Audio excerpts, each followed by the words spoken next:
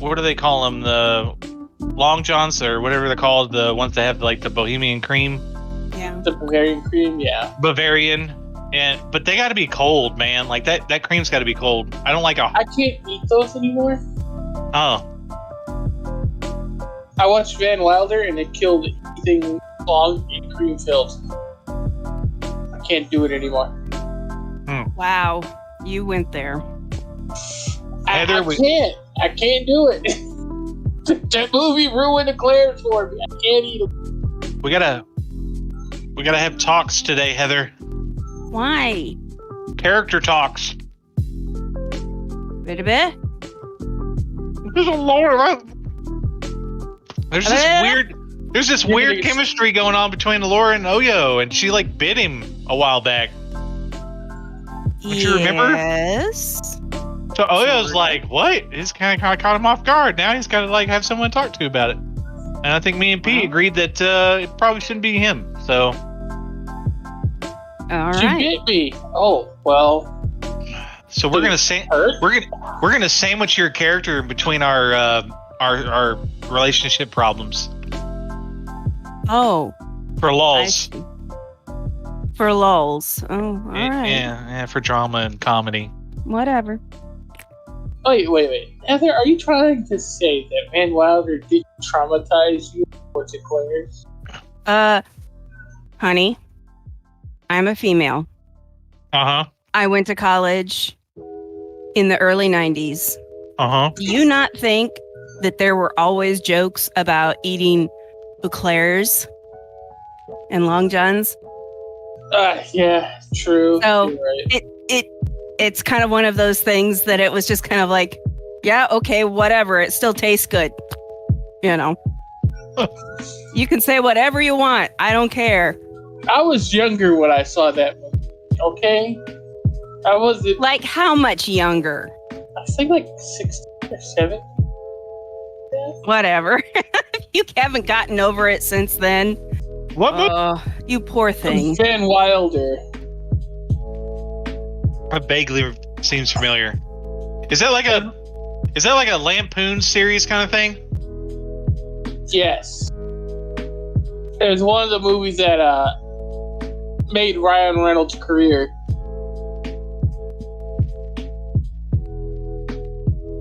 Where he makes a career out of playing himself, essentially. Was that the one where he was a waiter? No, it takes place in college. Oh. And one of their pranks on another house was they made some nice eclairs, and then they had a dog stuff the eclairs. No! Sorry. They had a dog stuff them? Yeah. Oh, okay. I guess you're putting that lightly. All right.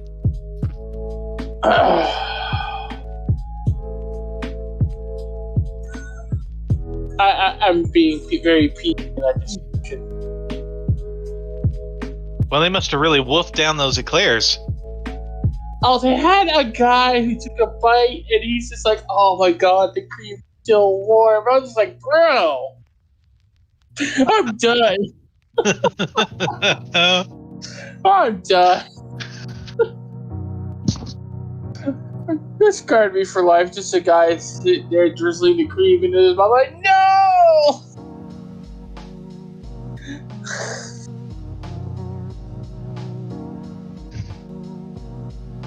Goodness, Pete.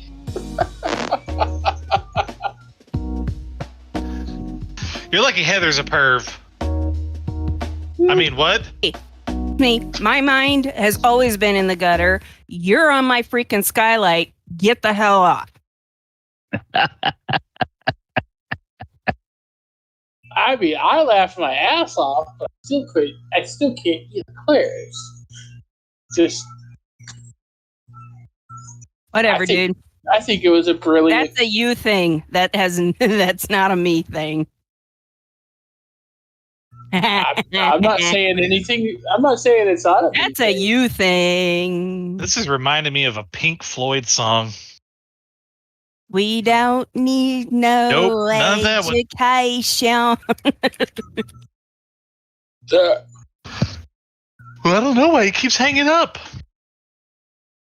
Yeah.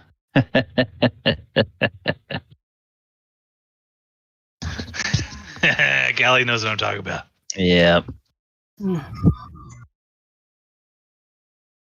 right. So here we come, my waddling. Da, da, da, da, da. I have Stream, hello, welcome. Hello, hello, hello.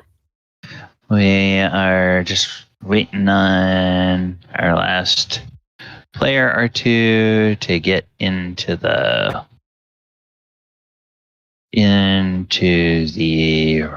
Discord and the Roll20, and we will be able to get started. Oh, welcome, Ivy. Talking about you, Oyohusa, get your butt into the game. Yeah. Come on. Come on down on the Price is Right.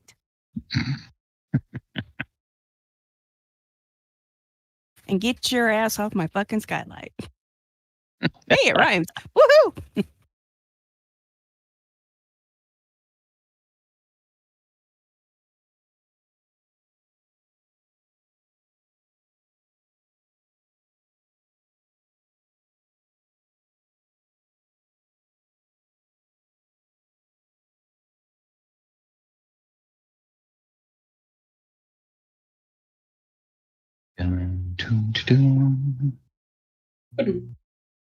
All right. Well, welcome everybody to Walker of Waterdeep. Today we are in session 99.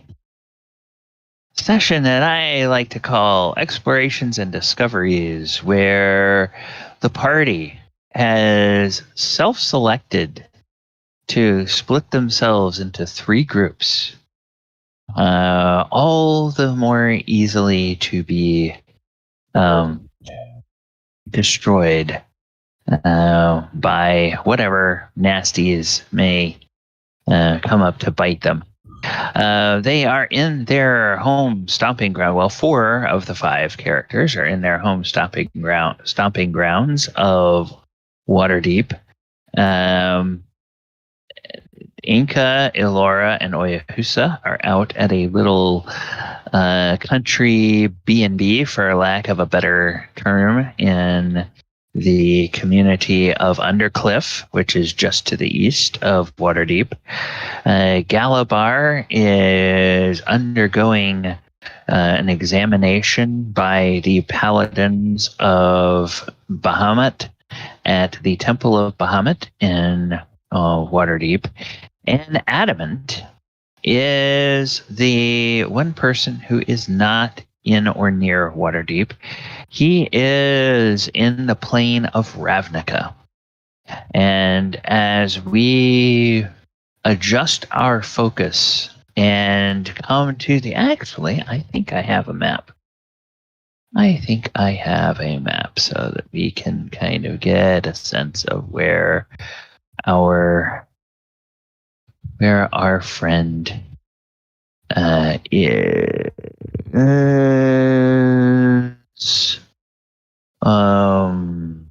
I need to figure out which precinct we're in. Okay. I don't think that's it. I think that is the government precinct. This is the green district. This. Oh, is this it? Yes, this is it. Okay, so we will go to precinct 4. And in precinct 4, we find Adamant atop the structure known as the Nivix, which is where the dragon Niv Mezzet, who is the leader of the Izzet League, where he has his basically base, and he has been talking with Adamant. So, Adamant, the last time we saw you, you were having a discussion with Niv-Mizzet about the situation and the sort of rune key that you had found and how it overlays on the various different planes of existence that you have been to. And he was very interested in I think he had mentioned he was going to get some of his agents that are, that have close ties with the other guilds to begin feeding him more information. And he was very curious what plans, if any, you and your team had about either trying to discover who set up these sigils or who's trying to unlock them, and trying to confirm your suspicions about what may be held in check by these sigils. Right. And that's what I had missed. So, Adamant is going to say, well, our main mission is to rescue someone who's kidnapped by the Githyanki. And I believe she's needed to open the sigils in some way. And I imagine that we're going to be visiting more planes. And I intend to find out if this trend continues, and hopefully find more information as we go along, which I can send back to you and everybody else. And Niv-Mizzet says, am I right in presuming that this kidnapped victim you speak of is Tussin of Verlassen, the Planeswalker? That would be the one, yes. Yes, she came to Ravnica some years ago, and she was a very prolific wizard. I had hoped that we would be able to recruit her to the Izzet League. However, she wound up spending most of her time with the Azorius Senate and the Boros Legion. And I will not say that I was most pleased with her work on precognitive law enforcement theory. However, I have had several of my agents working on how we might use the theories of precognition to determine the outcomes of experiments before we conduct them. While it... That would mean a lot less havoc, right? While it may seem like experimentation, raw, unbridled, unfettered experimentation, is the mother of all true invention, I find as the guild leader that it is quite expensive when the goblins and the gnomes destroy laboratories with their over-exuberant experiments. Yes. And I would welcome any way that we might be able to conduct those experiments without actually destroying a laboratory that must be rebuilt.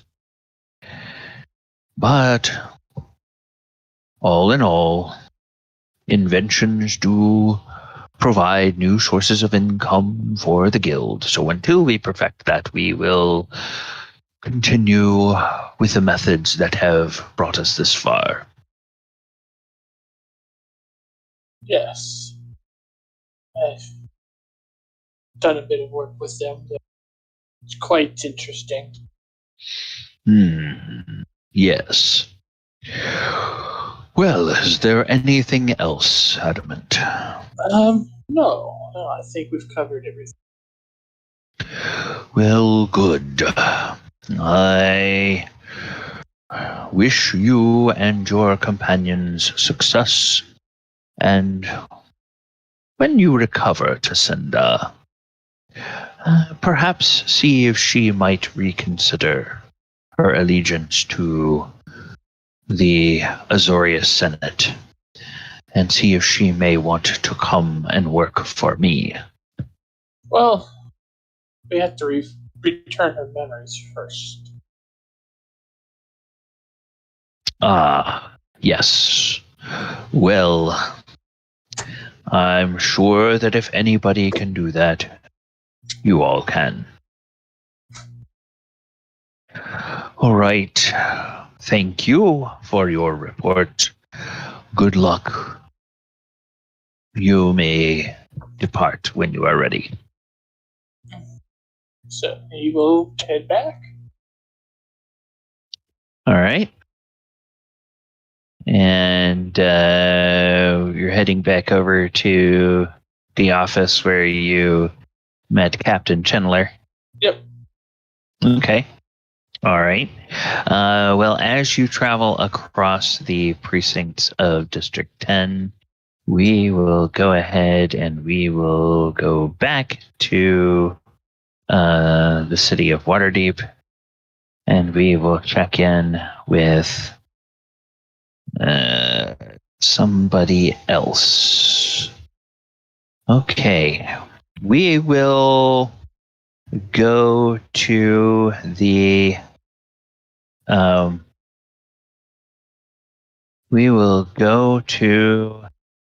the Temple of Bahamut. And yep, Chris is here. Good. We will go to the Temple of Bahamut, where last time we saw several members of the priesthood giving an oral examination to Galibar to have him recount his deeds to determine how they lined up with the tenets of their faith, because more than one of the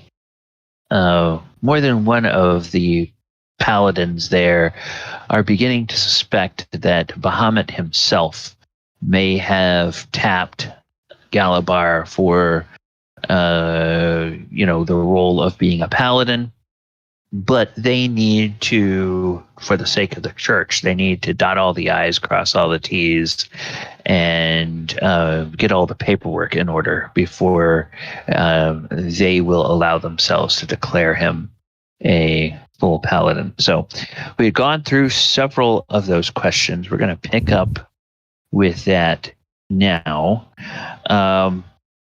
And they will ask Galibar. They will say, very well.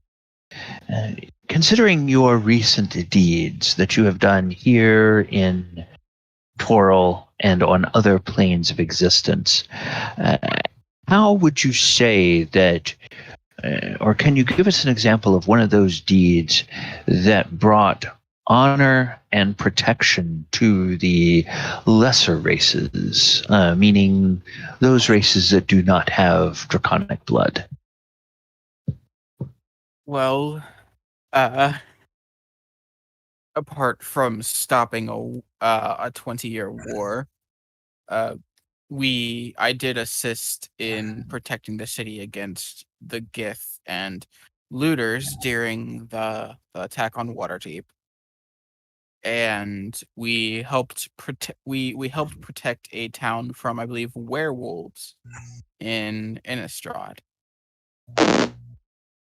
It actually cured one of them, I think.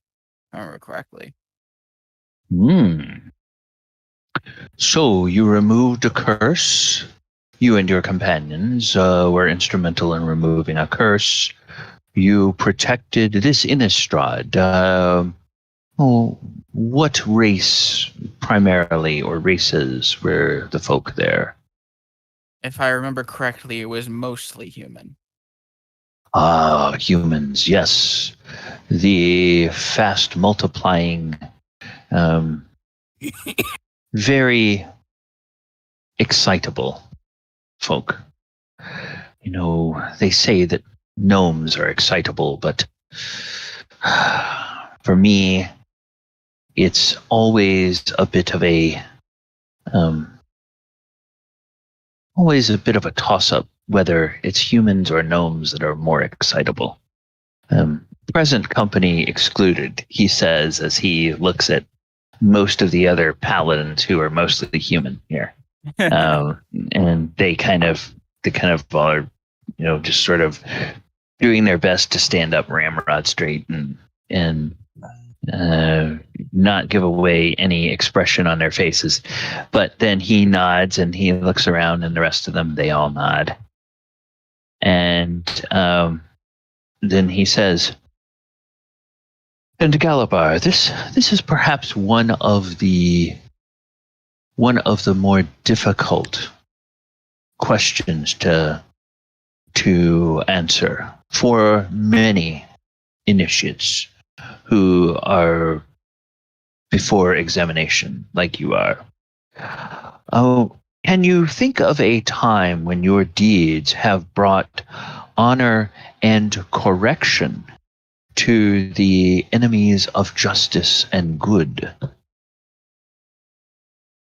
Correction? Well, there was the time I just mentioned where I believe we did cure a person of lycanthropy. During our fight with the war, we did, instead of simply letting bandits go free after they were being tested on by more of the more powerful bad guys, we had them go and work for that, the military force of the new ruler there. So instead of going back to banditry, they actually served a purpose and helped push that world back into a more peaceful time, hopefully. And you now notice that as these questions have been going, there's this sort of ring around you of the sort of senior clergy and some senior paladins, but you've noticed that more and more of the people who are associated with the temple, and even some of possibly the parishioners, have come up, and so now there's kind of more people listening to these questions and your answers and whatnot. And the lead paladin, he speaks up and he says, hear the words of this initiate who seeks to become a paladin of Bahamut. Our king and our lord Bahamut, in his infinite wisdom, gives us many ways to mete out justice to those who are found in error. Notice that he and his companions, when they were confronted with bandits who had committed all sorts of theft and doubtless other kinds of crimes against the persons and property of good folk, instead of simply meting out justice with a sword, they offered them a chance to find a noble purpose. This is always a valid alternative if you see within the wrongdoer the potential to correct the error of their ways. Of course, there are some who are too far fallen, and will not return to the light, because they have dwelled in darkness for far too long. But when there is a pathway back, you should always offer that to them as a solution. It is Bahamut's greatest joy when a wrongdoer returns to the path of justice without having to sacrifice their life. That is very good, Galibar. And last but not least, can you think of a time, Galibar, when your deeds that you have accomplished managed to demonstrate honor and forbearance for yourself?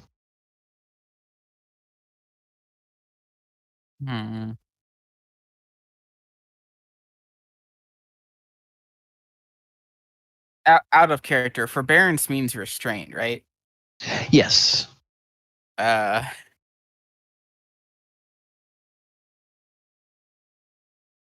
Well, I believe part of one of the things I mentioned earlier, when we were helping to solve the issue with the war in a more peaceful manner, many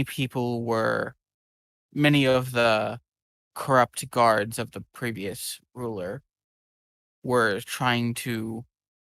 they were attacking us, and they were breaking into the building and trying to stop what was happening, including the previous king, who attacked me, actually. And instead of bringing out my rage like I usually would, especially against somebody who angered me as much as he did, I instead focused purely on blocking their entry. This was in the time that you helped to heal the war by helping to usher in a marriage, if I recall. Ah, yes. Well, and at the end of this battle, I assume this former king was turned over for justice to the local authorities? Yes, he might still be facing trial. I'm not sure how the time difference is between planes. Sometimes it's weird. Doubtless, yes. Yes. Well, that is certainly an example of how you allowed the justice system of the land to take care of meting out punishment to a former ruler. You are young, Galibar, so you may not have ever experienced this. But I remember in old campaigns when I fought against the toppled leaders, hated and reviled leaders of other kingdoms that were trying to reclaim their throne, and the armies of Bahamut were requested to give assistance. Do you realize that the moment we presented the dead corpse of that leader, the people of that kingdom turned on us as though we were invaders and as though we were perpetrating some crime against them, even though we were helping them to rid of a threat that they had asked us to help stop? It's a curious thing that kingdoms, sometimes like families, they can squabble and fight internally very fiercely, even to the death. But let an outsider come and let an outsider play a pivotal role and take the determination of the fight away from the kingdom itself. Oh, and you have never seen such a horrible turn of attitude towards those that were recently hailed as helpers.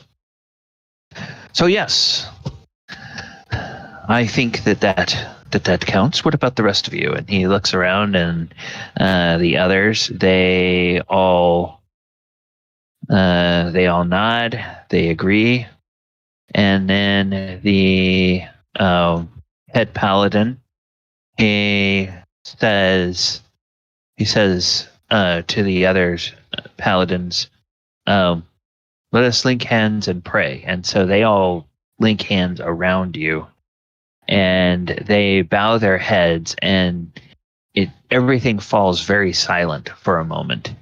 And you can see the head paladins, you can see his lips moving, but he's not saying anything aloud. And then he opens his eyes, and he looks at you, and he smiles, and he says, yes, Galibar, this has confirmed it. And he holds up a hand, he reaches one hand out and puts it on your shoulder, and he holds up a hand, and then he says in a loud voice that carries throughout the whole temple, everyone, this day I recognize Galibar of Waterdeep as a freshly minted paladin of the Platinum Cadre, chosen by Bahamut himself to be his holy champion in this plane and across many planes. Sir Galibar, welcome to the fold. And he then reaches out to give you a warrior's handshake. I'll return the warrior's handshake, and I'll say, thank you. And then, there are people assembled in the temple. They all cheer, and one by one, the other paladins, they come up and they give you a warrior handshake. And your old friend, he goes to give you a warrior handshake, but then he turns that into a big hug. And he says, I knew you could do it. I knew it. Oh, Sir Galibar, it is so wonderful to have you as a member of the Order. You are going to be a great champion for His Majesty.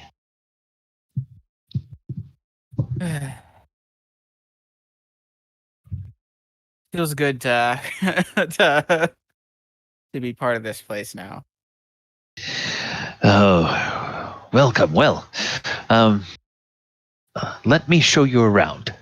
And he will take you to some areas. And actually, as you start to go around your different clergy and members of the faithful, they will come up, and some of the parishioners, they will bring like children to you and ask you to pronounce a blessing on them. And some people will just grab like the hem of your cloak, and they will start kissing it. And you are given a nice fancy white silk cloak that has the symbol of Bahamut emblazoned on the back of it, the holy symbol of Bahamut. So that is yours, and your friend will tell you that you should wear that whenever you come to the temple for ceremonial purposes. And even when you come to the temple for visits, it's a good idea, or most of the paladins will wear it. And then it's left up to you to decide if and when you want to wear it when you're out and about. It's not required that you wear it all the time. It's like he says most paladins simply beseech Bahamut for guidance on whether this would be a good time to wear the cloak or not. So in game, what that means is if you ever want to wear it, you can just say, okay, I'm going to put this cloak on. And if you don't want to wear it, you don't have to. So it's not going to affect you one way or the other. Cool. But that is something with the holy symbol of Bahamut. And I can't recall. I think doesn't Galibar already have something that has the holy symbol of Bahamut on it? And if not, he may want to think about getting that done while he's here. Like in your weapon or something. Okay, all right. Well, no, you can't put it on your weapon because your weapon is a sentient thing. So, I but can just maybe get a holy symbol though. Yeah, you can get a holy symbol and wear it around your neck. 25 gold pieces. Yeah. I think you got. Well, actually, they would at this point. The Church of Bahamut would supply you for that, so you don't even have to mark off the 25 gold pieces for it. The only thing is, like, if Galibar decided he wanted to get some, like a bling, like a super bling holy symbol, then he might have to pay for something like that to be crafted. But he'll get standard issue holy symbol from the Church of Bahamut for no charge. But he'll take you and he'll show you the rooms they have set aside for traveling paladins. So that is, if you ever find yourself in Waterdeep and you don't have a place to stay, or if you are in other cities, or albeit on other planes where there are temples to Bahamut, they always have an area set aside where there are cots. Usually it's like very Spartan accommodations, cot, basically a what do they call it? A bedpan, or night soil Chamber and pot. Stuff like that. Chamber pot. That's the one I was looking for. Chamber pot, and a pitcher of water and stuff like that. And when you are visiting a temple as a traveling paladin, they will feed you meals, and you can pray in the chapel and do stuff like that while you're on a while you're there. So, and then he'll give you a few other things, and they make sure you have a brand new copy of the Holy Scriptures of Bahamut in a travel form that's easy to carry with you, and then leaflets on Bahamut that you can hand out to people that you meet that express an interest in following your sovereign deity, and this, that, and the other. As it turns out, Bahamut doesn't put a whole lot of demanding, a whole lot of demands on his paladins, other than simply do good and help the needy. But he kind of leaves it up to you what that means. And the only time you would ever have to question that is if you wake up one morning and you have trouble feeling Bahamut's presence. Then you might need to go to talk to somebody. But other than that, your interpretation of do good and help the needy probably is good enough. So, yeah. While he's considered just the god of justice and lawful good, his laws are pretty compact. It's like he doesn't have like a the U.S. legal code in terms of everything you have to remember to do and the right order and when to do it and all that kind of stuff. All right. Yeah. Before Sure. I would leave this temple, Galibar will he'll think for a second and then remember something, and he'll go over to the what was his name? Lord Vusk, Mm-hmm. and he'll say, "I completely forgot I had this, but here." And he holds out the book that has the stuff on the Dragon Guardians from Kamigawa. It's like this should detail everything about the Dragon Guardians I had mentioned. And Lord Vusk will look at that and go, "Oh, this is amazing. This is wonderful. Thank you so much, Sir Galibar. And this is a priceless gift.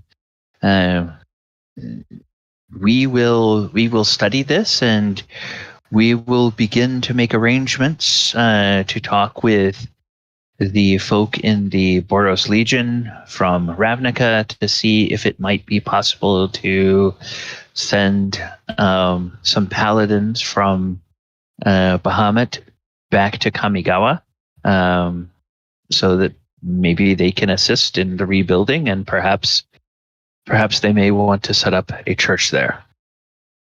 Wonderful. Okay. Well,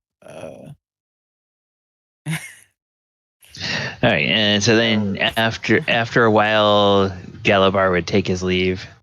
yeah, he'll put the cloak on. Okay. Yeah, he'll put the cloak on, then he'll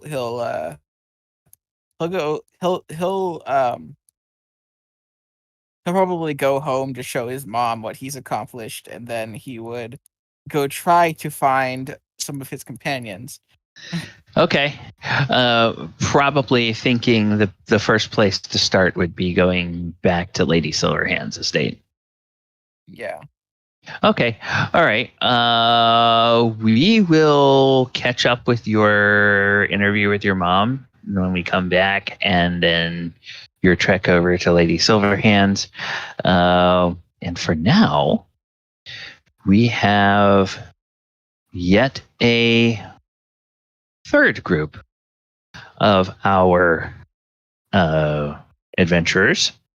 And this third group is out at a place called Undercliff. It is a agricultural community to the east of Waterdeep proper. It's called Undercliff because there are bluffs that rise up from the plains, and those bluffs are where the city of Waterdeep is built atop of. And so Undercliff is kind of a group of farmers that live out beyond the city walls. And as we meet up with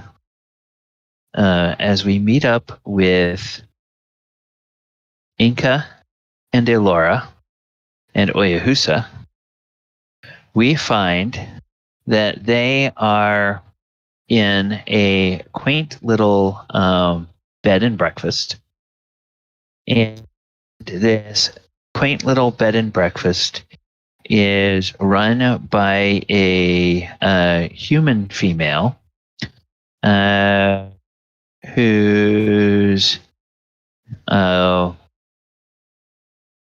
whose name is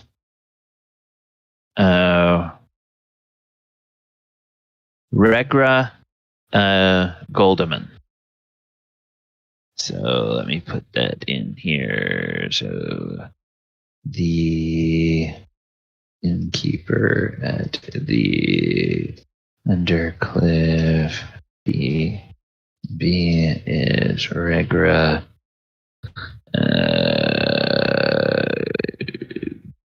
Goldeman. All right. So, and Regra is shown here behind the bar. And as you all walk in, she says, "Oh, hello. Oh, my goodness. What an interesting group of travelers. Welcome to my humble little B&B. It's Regra's Rest, as I like to call it. How can I help you today? Enka will walk up and go, yes, I believe we would at least like to get rooms for an evening.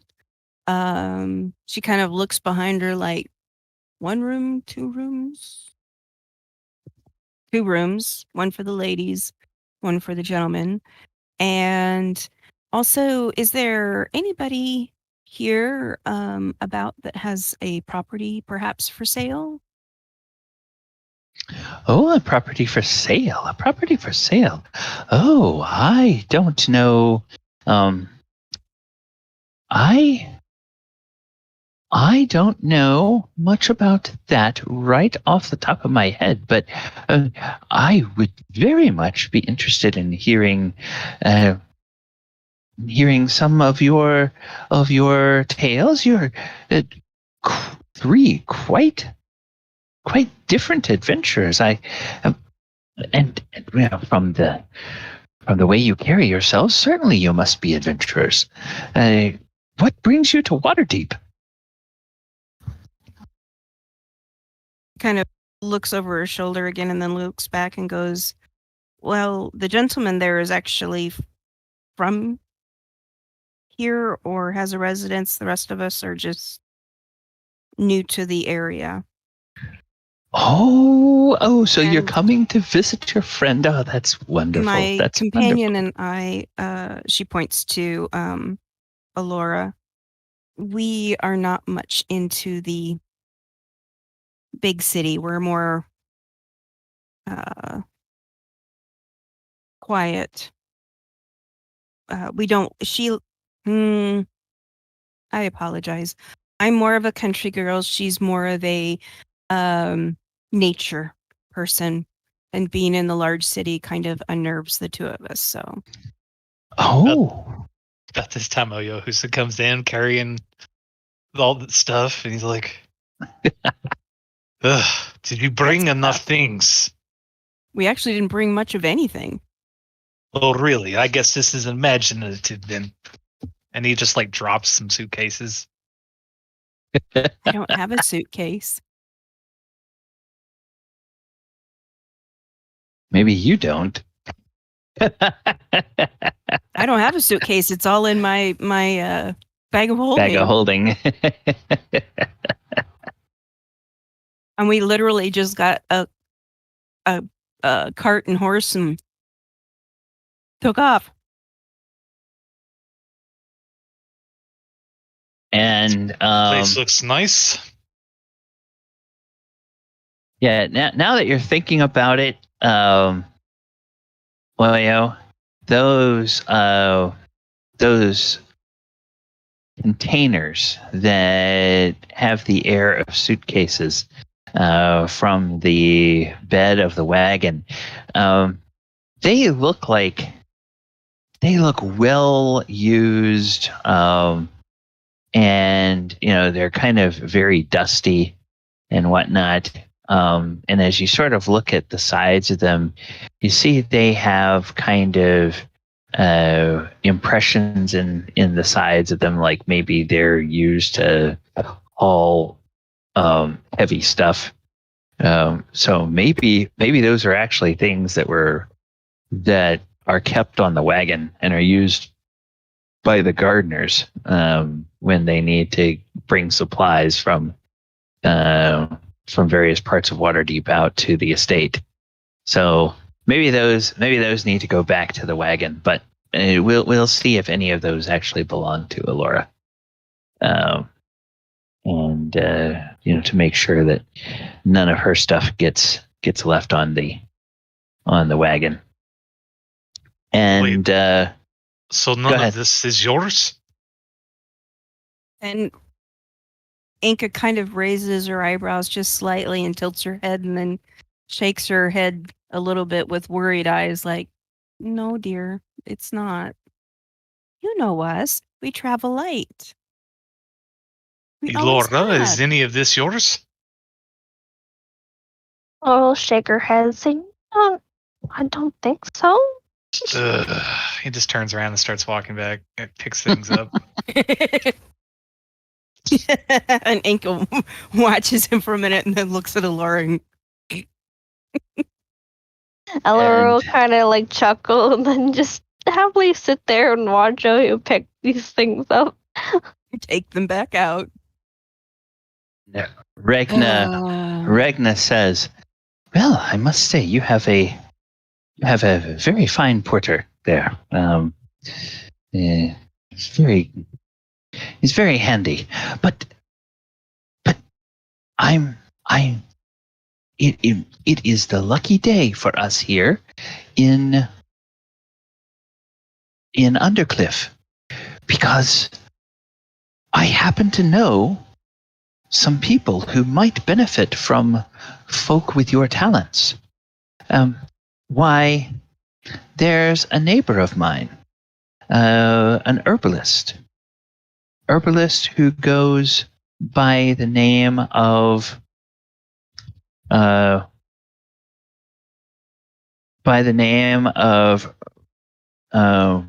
Brilillum Forest Grove. And herbalist is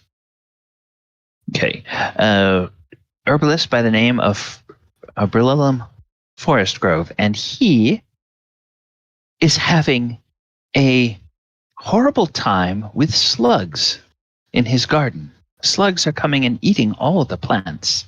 So maybe you know something that can help to drive the slugs away, because all the folk in the surrounding blocks, we rely on Brilillum to make the poultices and the remedies that people need for the everyday aches and pains and sniffles and illnesses. So, and we're very worried if the slugs should eat up everything in his garden. And Laura will turn to Enka and raise a finger and open her mouth, but then she'll kind of like stop for a moment and kind of ask permission to speak. Enka kind of looks at her for just a moment and goes, "You can speak freely. Go ahead." Well, slugs are only common because then there's probably rotten plants nearby. And if there's rotten plants nearby, that means there's no suitable places for plants to live.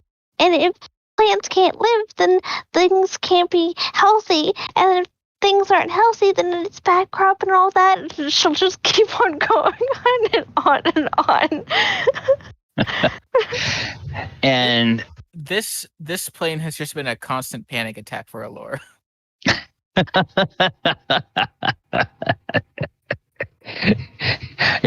yes, every time she turns around, there's some sort of trauma to the flora here. And so Regra listens politely to Elora and lets her go on, and then when she stops, she will tell Enka, where the herbalist lives, and she's and also one of my other neighbors is a shepherd, and the shepherd's name is Severa Mosswind. And Severa is having a problem with wolves attacking her flocks. So she takes them out to graze on the hills out to the east of the city, or the east of the settlement. And they get attacked by these wolves. So perhaps maybe there's something that you all know about that. I'm sure we can help in some form. Wonderful. And yes, and I can get you rooms here, and the I pride myself on having clean and comfortable and safe rooms. I would just advise that, after dark, don't go down into the basement because I'm afraid that. And she looks a little embarrassed, and then she moves over closer to the two of you and lowers her voice to make sure that nobody else beyond the two of you, none of the other patrons that are scattered around the common room here can hear her. She says, I'm afraid that perhaps the basement is haunted. Strange noises down there at night, and I wake up in the morning and stuff is moved all about. It's a bit frightening, but it all seems to be confined to the basement. So you should not worry. And I've already made arrangements with somebody from Waterdeep to send someone out to deal with the problem. So you all just enjoy your stay, and the rooms, you say you want 2 rooms, the semi-private rooms, that's 5 silver per night per room. And I can, of course, arrange for a room for 2 beds for you ladies and a room for the gentlemen. Leo comes back in, he's dusting himself off. All right. And I cast prestidigitation on him. Ah, okay. Laura will go up to Oyu, kind of pinch his cheek and say, good boy. What? Sorry. What? I must have missed something. Anyway,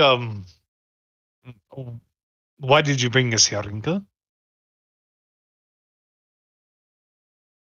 She just kind of shrugs her shoulders a little bit and pays the 5 silver. Is it 5 silver per room or 5 silver total? 5 silver per room. So Okay. for 2 rooms, it would be 1 gold per night. So she fishes out a gold piece and sets it on the table and goes, if we decide that if we don't find other what we're looking for, I'll pay as we go. Oh, very well. Wonderful. Wonderful. You are welcome to stay. Now, the kitchen is about ready to start serving lunch. I don't know if you all have had a long trip, but you're welcome to be seated either here at the bar or at one of the tables, and we can bring you something to drink or fix you up a little light lunch if you're interested in that. I noticed there is a nice pond with a fresh spring feeds into it in the back. We brought some things for a picnic. Perhaps we could do that, no, ladies? Sounds like a plan. Laura And- kind of awkwardly smiles because the whole time she was eating the macaroon, but she wasn't going to tell anybody. Is eating what? She was eating a macaroon. Oh, okay. One of the ones that she took from Lady Silverhand's estate. I'm a little bit hungry. I haven't eaten breakfast today yet. How about we do this? How about we enjoy a nice cooked meal here, and then we perhaps go fishing to provide fish for the table this evening. Laura smiled and said, that sounds like a good idea, but for now, she kind of reaches into like the basket that she has and pulls out another like macaroon, kind of shoves it in Oyo's face. Well, No complaining. Now happy smiles, okay? it's not very Lead good. the way, Enka. Let's go. I look at the lady and go, how soon till dinner or lunch is provided? Right well. now, or shall we come back in half an hour? Oh, we will be serving lunch from starting in about 15 minutes, and lunch will be served for the next 2 hours beyond that. And then we will have a little break before the kitchen is ready to serve dinner. Starting probably around 4 for those who eat early, and on up until after dark. Okay. Right. Well, I guess we will go for a stroll to look around, and then we will come back and enjoy your fine establishment's meal for lunch, and then see about maybe going and doing a little fishing, perhaps to provide something for the table. Oh, wonderful, wonderful. And you can simply tell Kiram, the stable boy, if you want him to secure your horse and cart outside. He'll find a stall in the stables for the horse, and he will park the cart where it will be protected. I already talked with him. The horses and the cart is secure. Something about wolves problems? I don't know.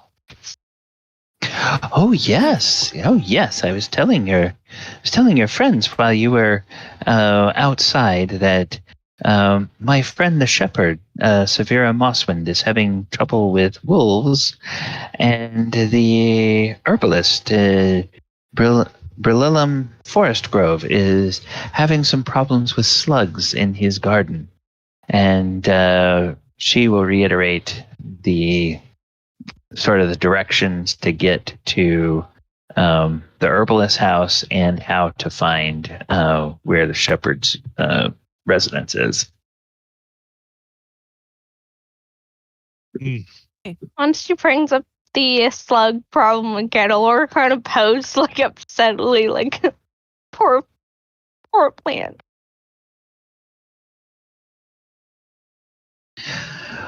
All right. And so the trio, I guess you guys are going to head out from the, start walking through the little village here. Okay. All right. And Undercliff is a nice little farming community. I mean, there's a cluster of streets that has little shops on it that are, that you would find in any sort of small town. There's the blacksmith shop, and there's the butcher shop, and there's, the cabinet maker and the barrel maker and the carter, and all those types of folks that have their little shops and residences in one area, and that's more the western area that's closest to Waterdeep itself, and closest to the cliff that Undercliff gets its name from. Then as you go farther to the east, the streets tend to get a little more spaced out, and there are lots that are anywhere from like half acre to up about 5 acre lots, where people have like small plots. They're probably too small to be called actual farms, but a little too large to be called gardens. But they grow crops, and some of them are definitely like, you can see who's growing the corn and who has the orchards of trees and this, that, and the other. And then as you get kind of over to the north side, there are a couple of vineyards that are over there that are larger plots of land where they have all the trellises and the vines and everything. And then as you get farther and farther to the east, you actually have the area of town where the actual farmhouses are, and the big plots of land that can be somewhere, anywhere from about 20 acres up to perhaps 100, or in the case of a couple of farms, even 500 acres of land that are being farmed by a family. And of course, those large farms, you can see kind of off on the farm, there are several different homesteads that have been built on the farm. And it's probably like a multi-generational family where, maybe the original farmer and his family, his immediate family, might live in the large house that's closest to the street, and then perhaps each of the adult children will have their own house, and maybe if there's any adult grandchildren, they might have their own house, and all of them are responsible for a portion of the farm out there. So that's kind of the way this community is laid out. And you guys just interested in sort of walking around, or do you have any kind of destination in mind? I think just mainly we're just checking stuff out. So that's pretty much it at the moment. Okay. I think until it was time to eat, and then we would go back and then maybe tackle some things after that. But as we're walking around, I kind of look at Oyohusa and go, so the lady at the desk, she presented us with perhaps a couple of things that we could do here, plus a possible, I wouldn't quite call it a mystery, but I'm not quite sure if you were around when she stated that I apologize. That there is a ghost in the basement. Basically, after dark, we should not go into the basement. Sounds like good advice. So, but that there's a ghost there, possibly. It's haunted. Do you think that is something that we could maybe look into in solving for them? I thought this was going to be a day of relaxation. Yeah. It doesn't have to be done tonight. We could check it out. It'd be kind of fun. She kind of wiggles her eyebrows like stare. It's well, the plants aren't at rest, and the snails are upset too, which is why they're invading the gardens. So no, this is not a day of rest anymore.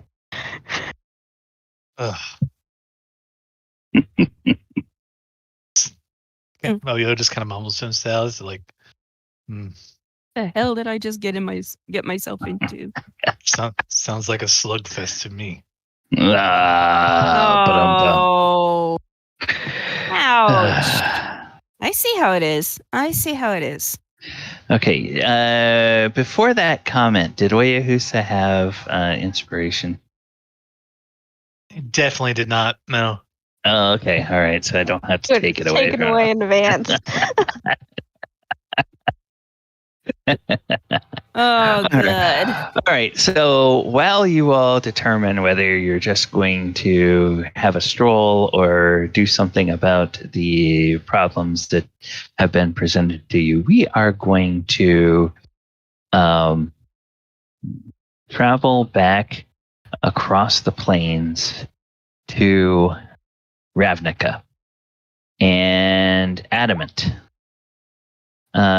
You reach the office that you came from a few hours ago, and you walk in, and Captain Chandler is still there, and he says, "Oh, Adamant, you're back. Did your meeting with Niv Mizzet go well?"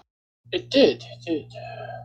Oh, wonderful. Well, have you thought any about my offer? Are you planning to stay in Ravnica overnight, or are you ready to get back to Waterdeep? I'm ready to get. Oh, okay. Well, now normally we have a series of questions that we go through. You may have had to answer those questions on the other end, but you and I are old traveling companions. I know where you need to go and more or less what your business is. I won't pry into what you're doing, but I will get somebody on finding a slot to get you back to Waterdeep as quickly as we can. Go ahead. If it makes it any easier, if I do it here, technically I'm still using your service and you fill out your work and you know where I'm from, but I can send myself.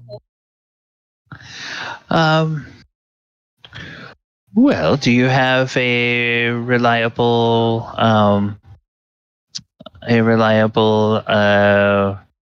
teleportation circle where you would arrive? Well, me back to my plane.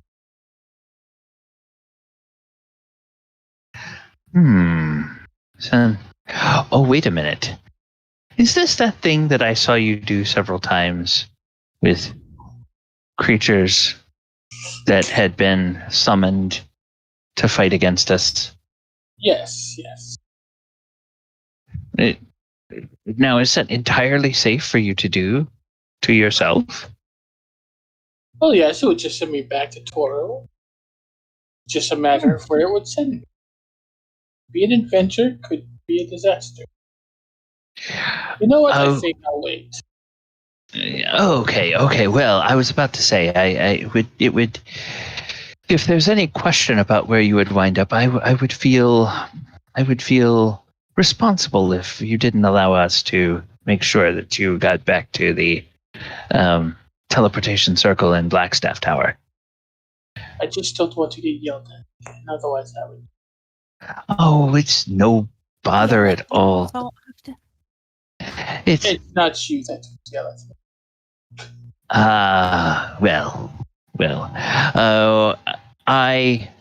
I would try not to.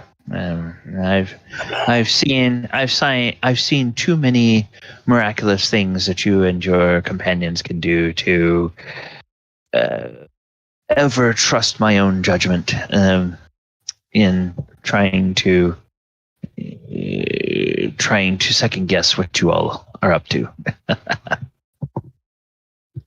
Well, I will go put in these orders, and someone will let you know as soon as a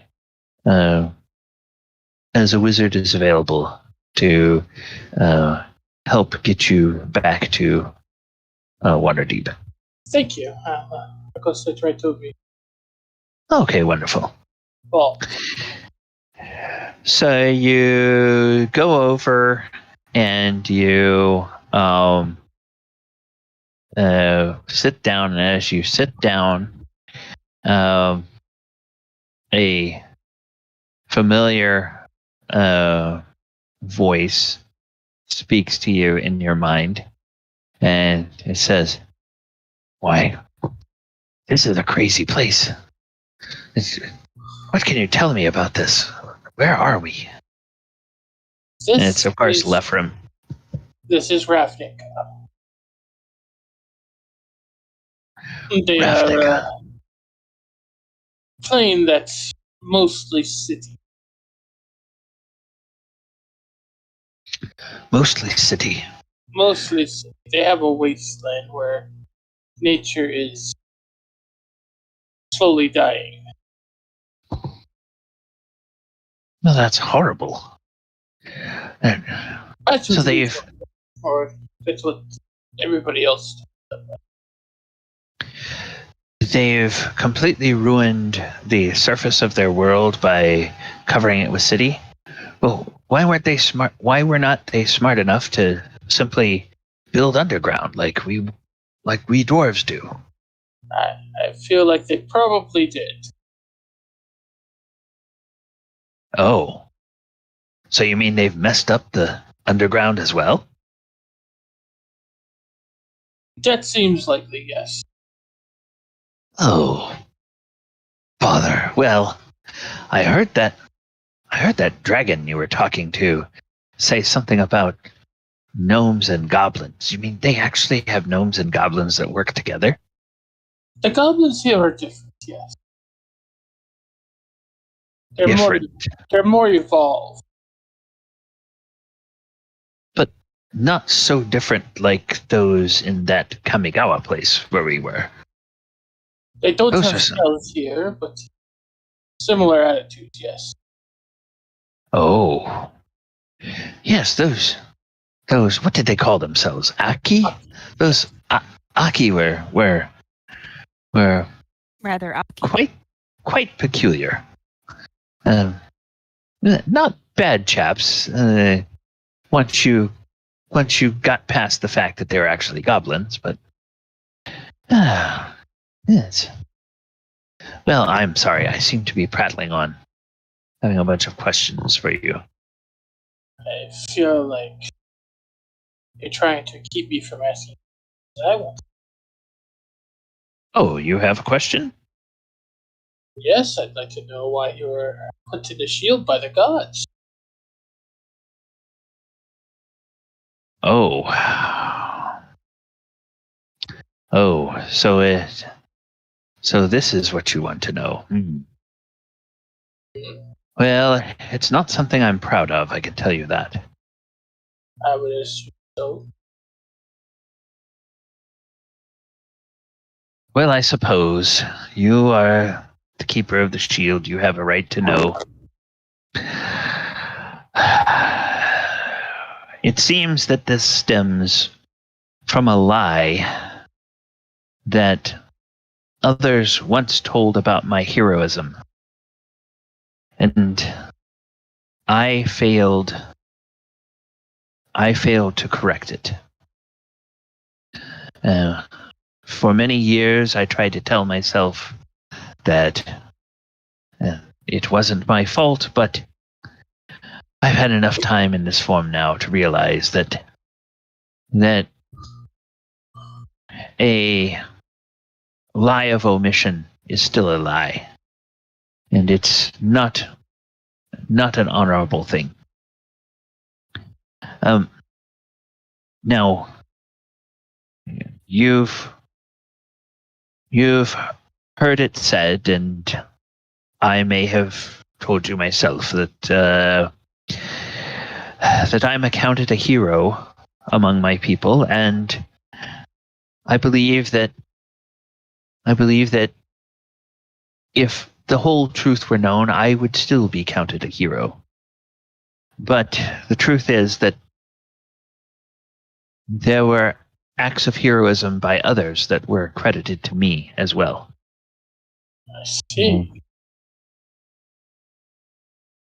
It all started with a great battle against a horde of dark elves that were followers of Loth. I was a lieutenant serving under the command of General Nostrum Stormbeard.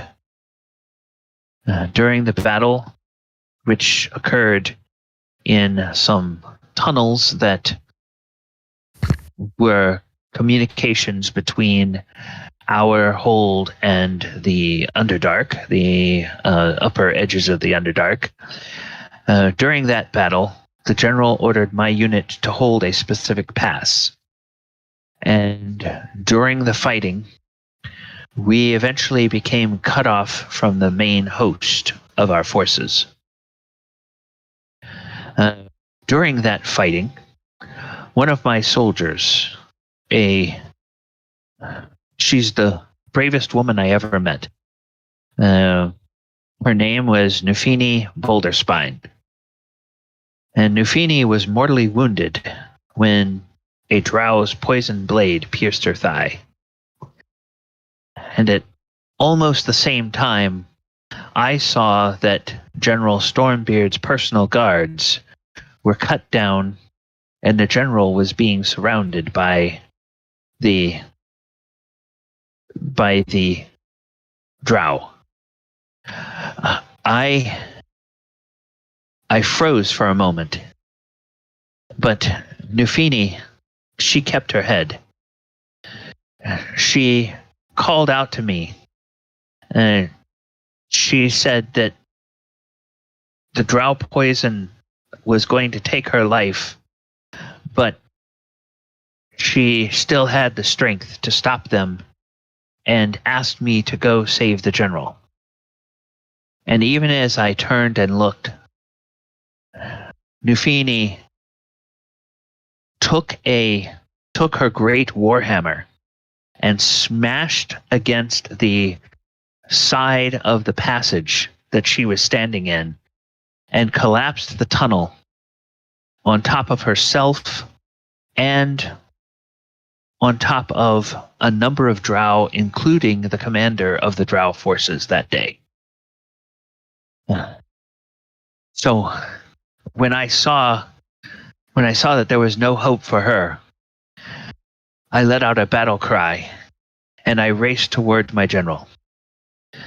Like a madman, with my great axe, I cut down over a dozen drow warriors, and I took several hand crossbow bolts from some of their artillery, and I could feel the poison beginning to addle my brain and make the world go all unbalanced. The last thing I remember of that battle was cutting down a drow and then falling on the unconscious body of my general. I managed to listen for and hear a heartbeat, so I knew that he yet still lived, and I hoped that maybe if it looked like I were there, maybe they would kill me and think that he was already dead. I did not expect to ever return to my hold after that. But a number of days later, I awoke in a field hospital. And to my great surprise, I found General Stormbeard standing over me, and he was talking to our king, King Fordair Jadebuckle IV. And I was still disoriented, but I heard my general tell the king how I had single-handedly collapsed a tunnel to turn the tide of battle, and then come to rescue him. When I heard it, I tried to speak, but my voice was gone. It must have been some lingering effect of the poison and the amount of dust that I had inhaled during the battle. I lay in that hospital bed several more days before I was strong enough to even speak coherently, much less stand. But by that time, King Jadebuckle had already proclaimed me a hero of the realm and had ordered construction of a statue in my honor in the Hall of Heroes. I can tell you that in our hold, that's the highest honor anyone could bestow upon another dwarf. And everyone was making such a fuss, and so many things were in motion. I became overwhelmed with fear. If I told my king the truth at that point, it would make my general look like a liar, or worse yet, they would conclude that I had lied and told the general that I was the hero of the battle. I could not stand the thought of of that. He stops for a minute. He falls silent.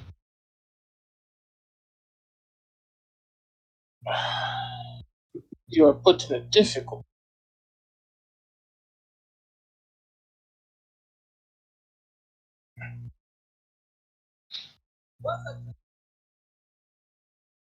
Yes.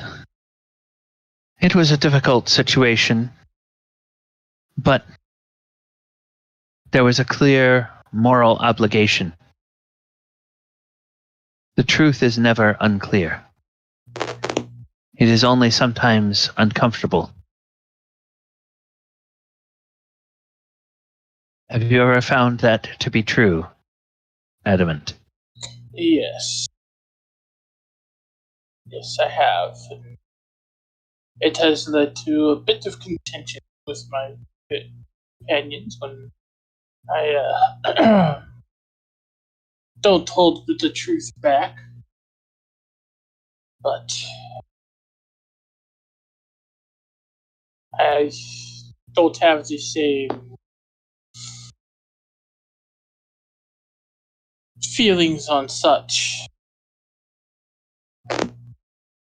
I can't, you see.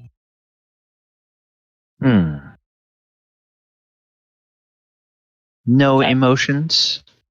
Indeed, I'm trying. It's not something I was created.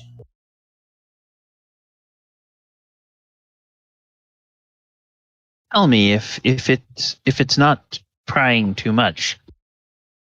Do you know, Adamant, if the lack of emotions is something that all of your kind experience? Kind of rubs his chin. Haven't met many of kind. Oh. Well, in some ways that must be very lonely.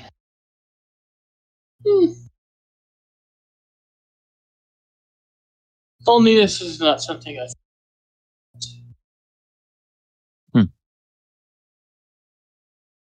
You are fortunate. Some would argue the other direction.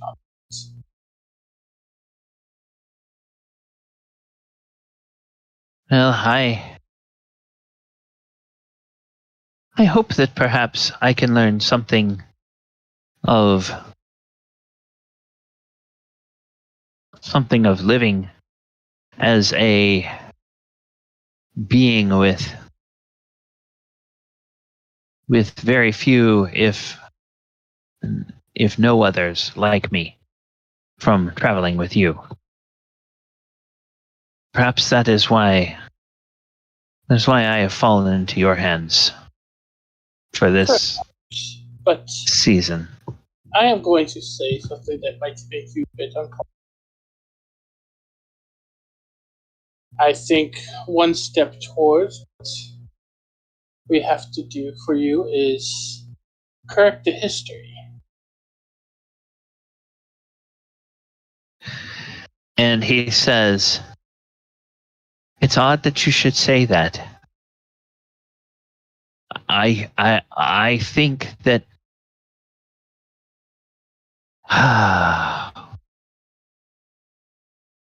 the truth is, Adamant, I've never told anyone this before, but I believe I know how to correct this. You see, many years after the events of that battle, many years after the statue of me was erected in the Hall of Heroes, the knowledge of what I had left unsaid ate at me. And decades later, I finally went to the Temple of Moradin, where I knew I would find someone that needed to know the truth. That someone was a man named Great Boulder Spine. He was the widower, the surviving spouse of my soldier, Nefini Boulder Spine, who gave her life to save the hold.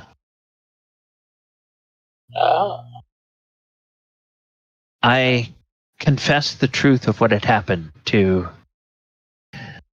Great, who was a cleric in the Order of Moradin.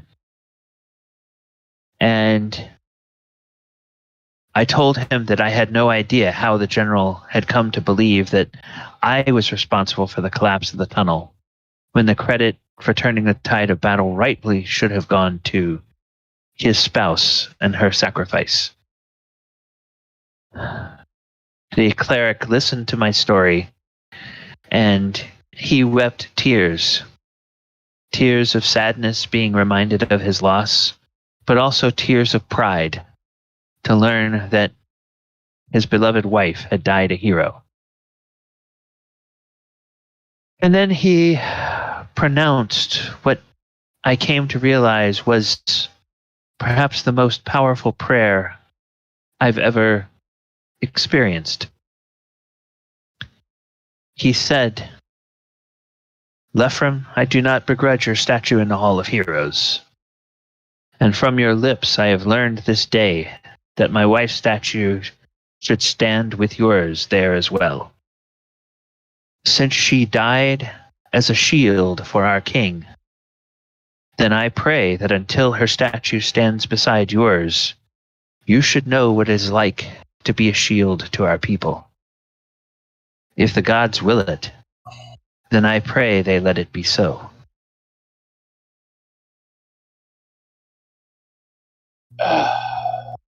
See. I lived for perhaps another 100 years after that. And in the quiet hours of the night when I couldn't sleep, the cleric's words always echoed in my mind. Eventually, in my old age, long after Great had passed on, I took vows as a cleric of Moradin. And most of the time in silent prayer, I asked Moradin to show me how I could atone for my sin of allowing the glory that rightfully belonged to someone else to fall on me. But the god was silent the entire time I lived. When I died, I found myself in Dwarfhome, but not in the Hall of Heroes, nor in the Temple of Creation. Somehow, I was on a shelf in the Great Forge. I could see and hear all that went on, but I couldn't interact with anyone, and I couldn't move. Sometime later, I couldn't tell you whether it was hours or days or years, a priest and a smith came and brought me down from the shelf and toward one of the anvils, where another smith was crafting the most beautiful shield I had ever seen. I tried to speak to them, but I couldn't.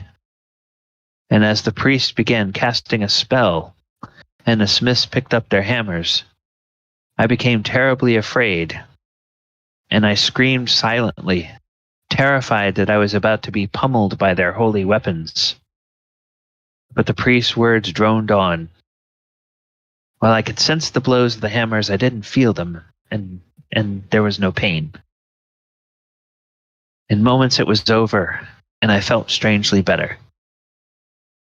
Then I realized I was inside this shield, as one of the smiths held me up before a large brass mirror and wiped me down with an oilcloth. And for the first time, the smith spoke to me. He said, "There you are, Lephrim. I'm not sure what you did to earn this honor, but Moradin himself commissioned you to be the sentience for this divine shield.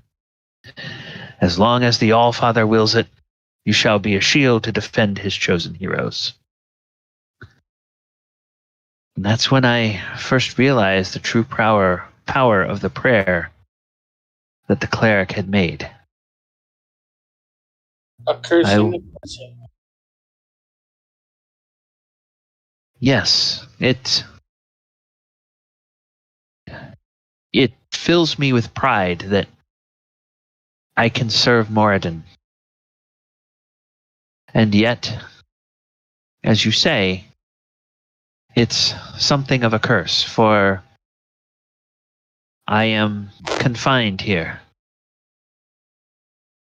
I think perhaps if the words of the cleric were ever fulfilled, and if a statue of his wife were ever commissioned and put up in the Hall of Heroes, perhaps that would clear the way for me to leave this.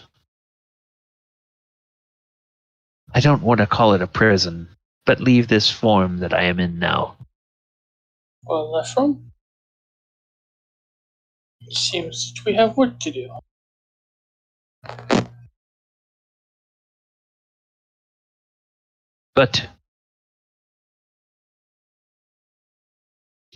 But if that's completed, then Yes. would that mean that I'm not sure I would be willing to take a chance that I would be taken away from the shield as long as you need me?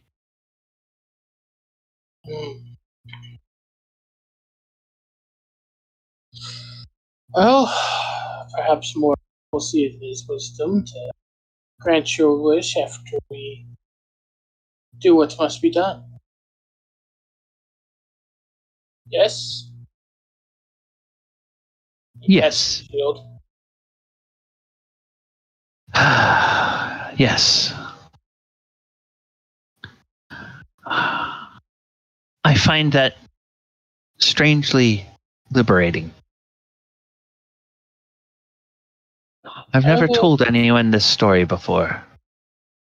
It seems like a hard thing to keep to yourself for so long.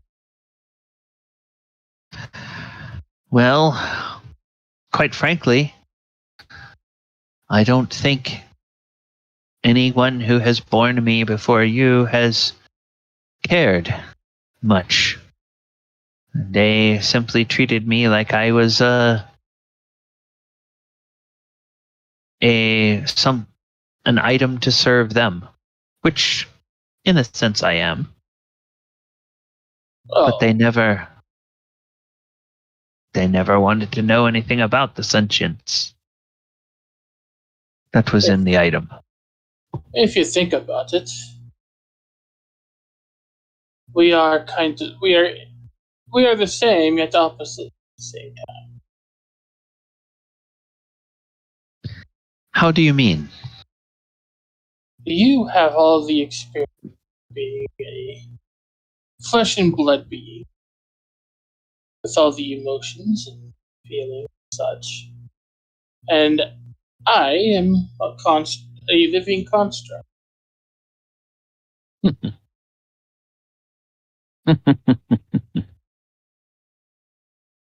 So we are. Yes, we are like opposite sides of a coin. Indeed. Well, I think that makes us good companions then. I agree. And about the time you finish up your conversation, a pleasant Boros Legion mage comes up, and she says, "Lord Adamant, I'm ready to take you back to Waterdeep if you're ready to go." I am. And so she will lead you over to the teleportation circle, and she will bippity boppity boop, and you find yourself back in the teleportation circle in the basement of Blackstaff Tower.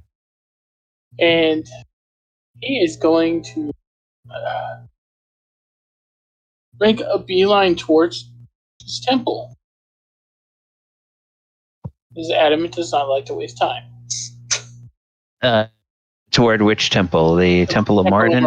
Yes. Okay. Adamant Okay. does not like to waste time if he does not have to. Okay. All right. Wonderful. Well, as Adamant is heading towards the temple, we will return to a very nice house in Waterdeep, a house that belongs to a silver dragonborn who has a son who is walking up now wearing a beautiful white silk cape that he did not have when he left. And Galibar, your mother is working at her in her study. She is preparing some lessons for the next time school is in session to teach the students. And the servants will greet you at the door, and they will show you in. And they say, Madame, your son has returned. And she looks up and she says, Oh, Galibar, welcome back. How did everything go? Well, he'll turn around and show the cloak on his back. He says, now I am an official paladin of Bahamut. And she puts her hands over her mouth and she stands up and, she stands up very abruptly and a little cup gets toppled over, but she's drunk everything in the cup so nothing spills. And she races around the table and her chair topples over as she runs around the table, and she comes to you and she embraces you in a big hug and says, Oh, a paladin of Bahamut. Oh, my son, my son. Oh, you are that is so, fills me with so much joy. How did this come about? You simply must tell me. And she leads you over to a couch in her office and sits you down and says, tell me what they, how did they decide this? Who decided this? What was the process like?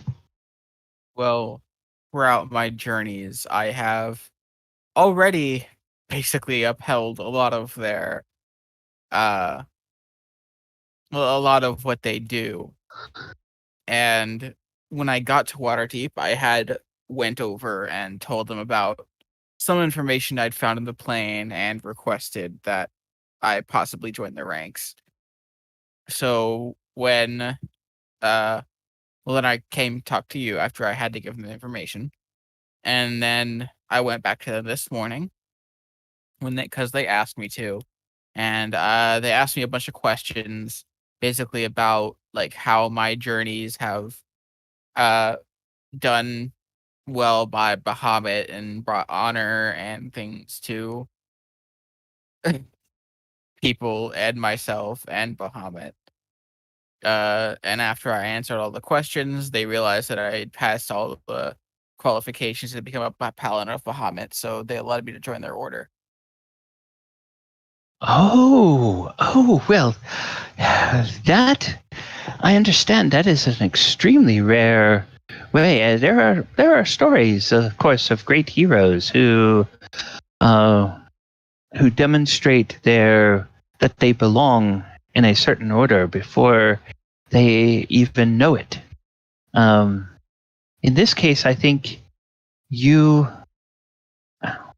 if I recall, ever since you've been in Waterdeep, you had a great respect for Bahamut, but a bit of a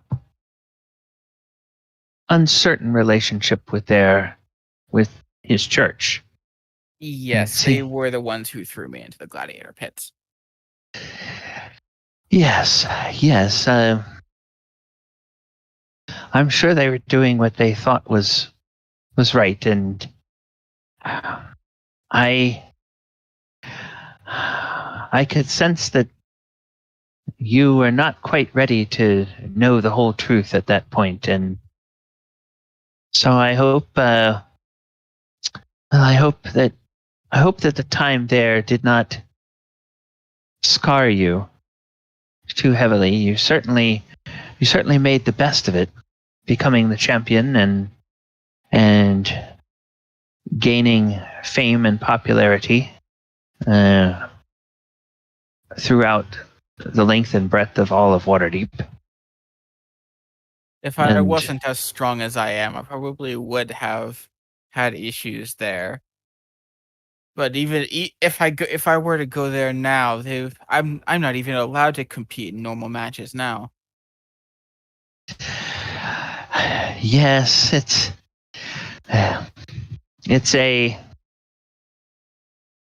something of a shame that there are not more half dragons in the world. That in some ways you will always stand apart from others and always be not quite. I think it will be very rare that you find others that are like you.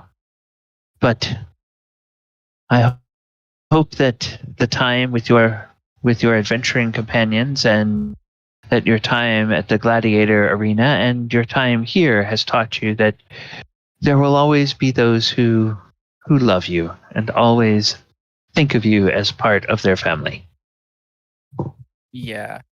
As part of the arena thing, we were planning on doing like a battle royale type event where I would be able to compete. I just can't compete one-on-one. Oh, well, you simply must tell me when that is arranged. I would love to come and see that. I do have a soft spot for the gladiator fights, and it's not only because you were there. Truth be told, in my younger days, I did my share of wagering on battles in the gladiator pits long before I met your father. That's certainly interesting.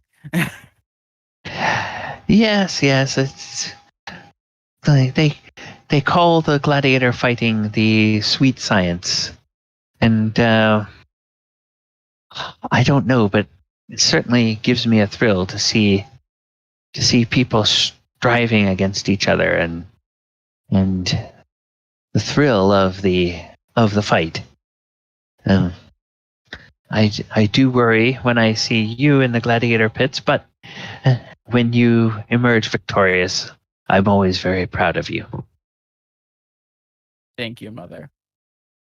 I will let you know when we get the whole thing settled. It will be before I have to leave Waterdeep again.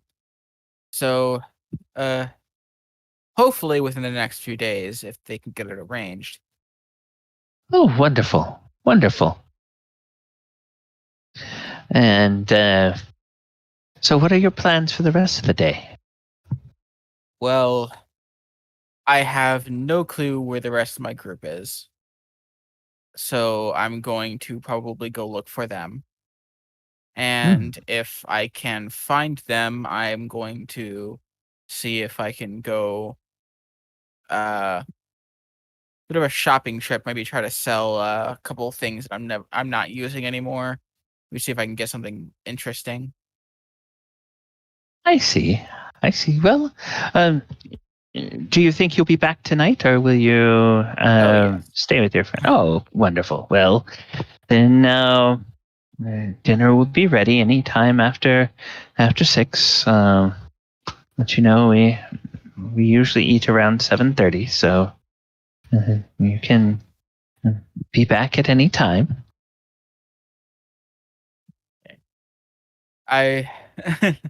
I'll be back when my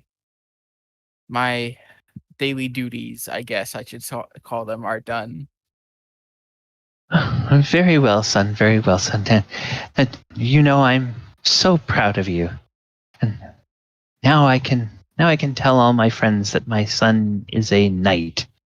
Sir Galibar. Oh, that has such a nice ring to it.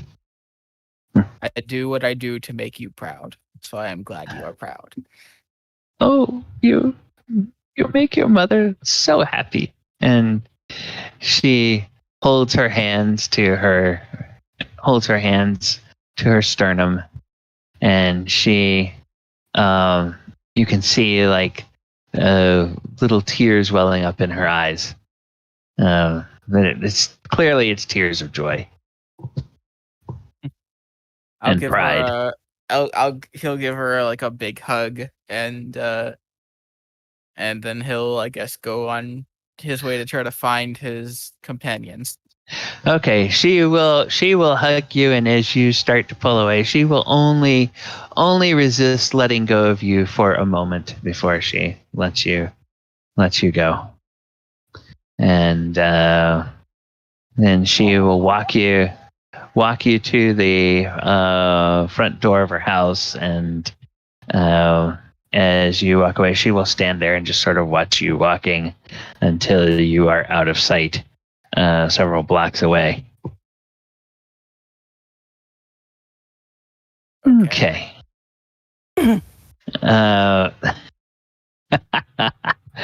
We all could have gone to Galibar's mom's for Sunday meatloaf.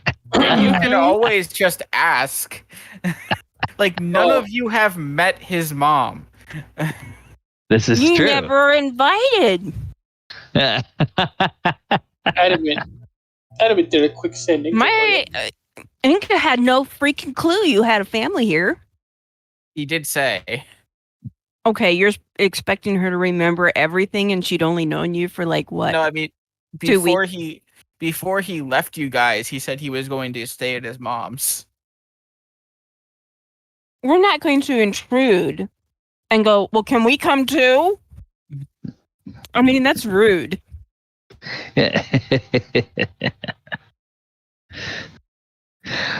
All right. And speaking of Enka, Enka and Elora and Oyohusa are out in the little village of Undercliff. So as they are strolling along, what direction do their feet take them? So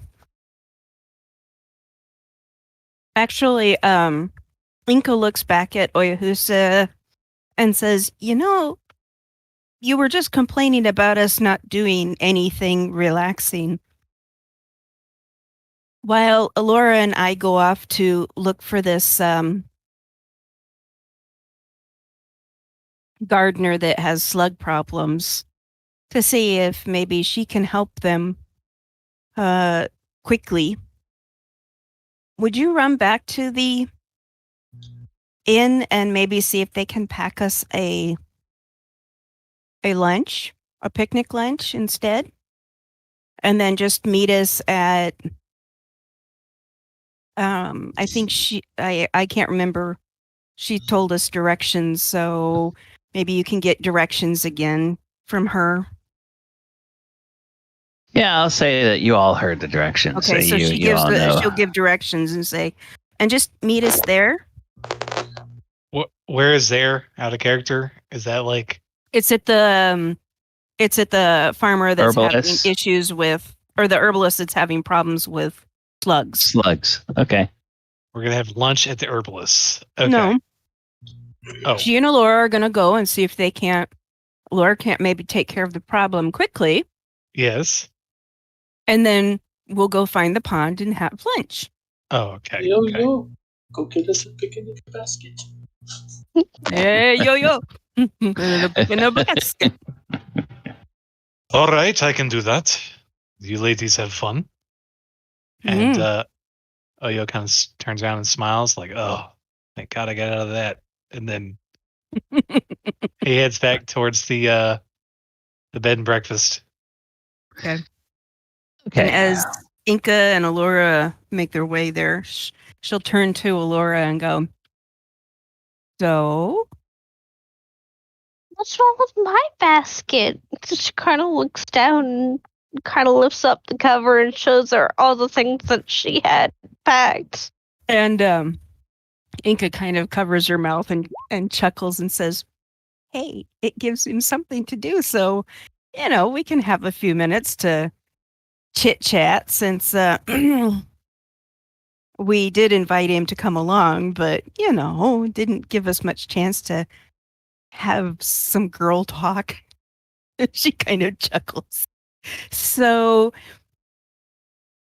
we'll just add it to the fodder. Let's just the provender. Yes, that's the word I'm looking for. When we sit down and have a picnic. And she kind of leans in towards Elora and goes, I think what you have is a lot better than what we're probably going to get from the inn. Going to be a feast. What? Say what? It's going to be a feast. Yes. So, how are things kind of, going? What do I'm not ever good at this kind of thing, Are you, you bit Oyohusa. Was there a reason behind biting him? Wait, did I completely zone out whenever you guys are actually talking about that? When did you guys talk about that? When did Enka find out about that? Like, out of character.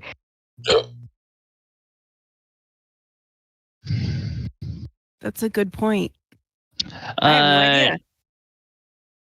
I thought I was there. No, you were in another room and we weren't outside because you wanted to go do something. Oh, okay. Then I'll take that back. I don't recall whether in game Oyohusa has had a conversation. Yeah. Okay.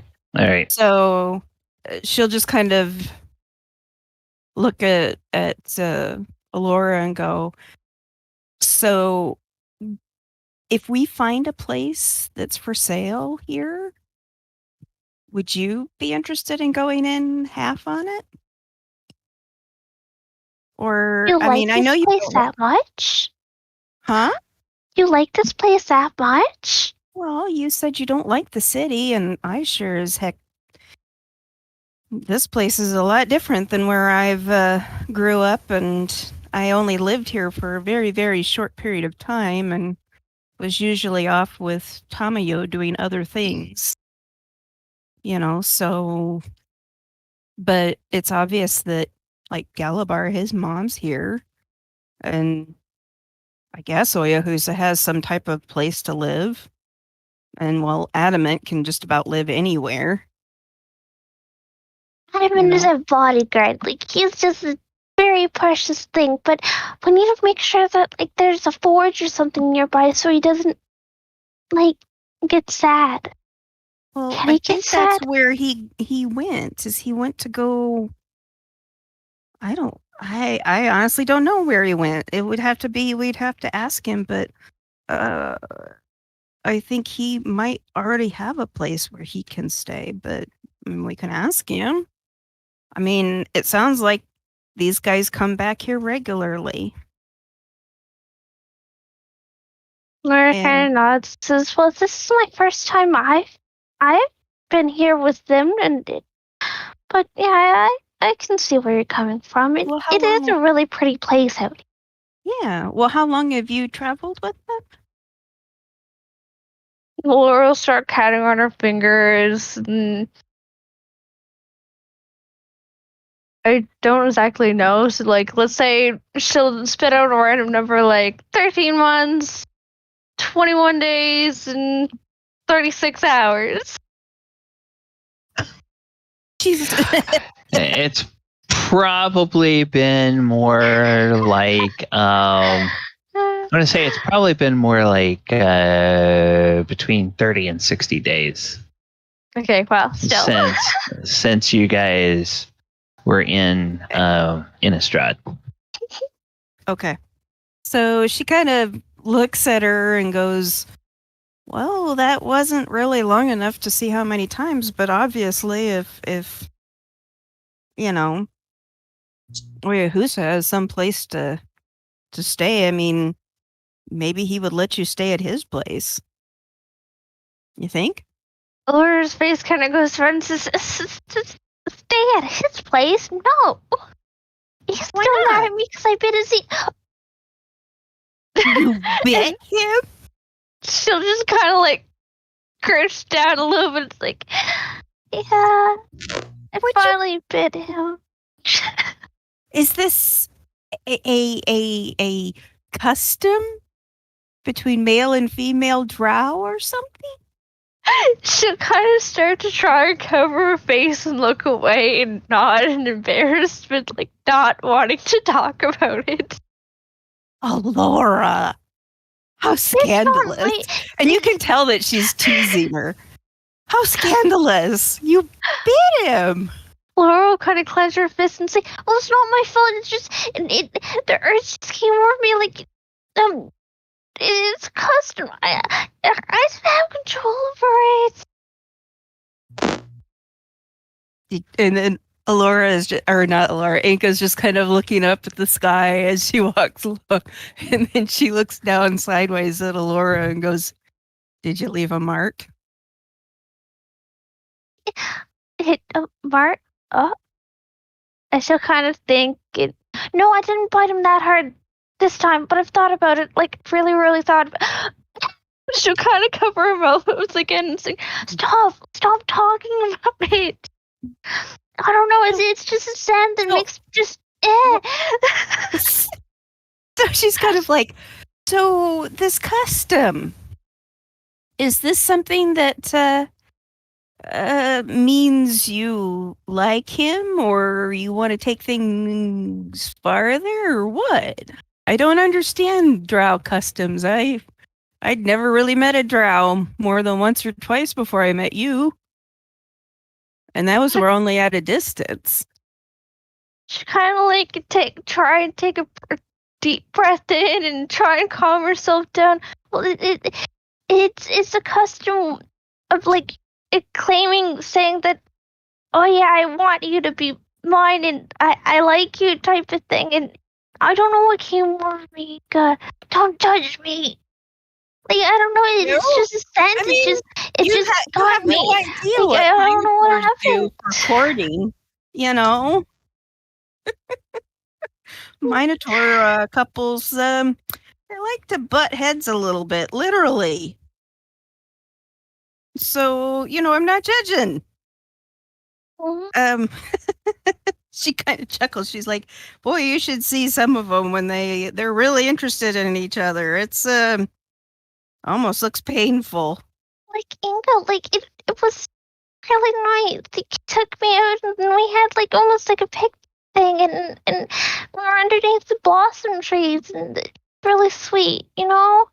Oh, he can be very sweet. But have you, instead of biting him, did you say, hey, I really like you? No, Enka, this is not what happened. Laura will like kind of like rub her face in embarrassment and pinch the bridge of her nose, like as you can tell, like her ears like are like going a little bit of pinkish out of embarrassment. She'll say, oh, "We were sitting there. We were sitting there with a picnic and just to do something. I was braiding his hair whenever he was like eating, and I just don't know. Like his scent got to me. Like I don't know what came over me. I don't really know. But like I just leaned in and I bit his ear. She goes, I don't know what happened. and Enka goes, it's okay. It's okay. Just maybe it's the drow coming out of you just a little bit. It's okay. Everybody has their own thing. Ever since then, he's been more short-answered with me, and he can't look me in the eyes. He might be a little embarrassed. You know, because maybe he doesn't quite understand what that was all about.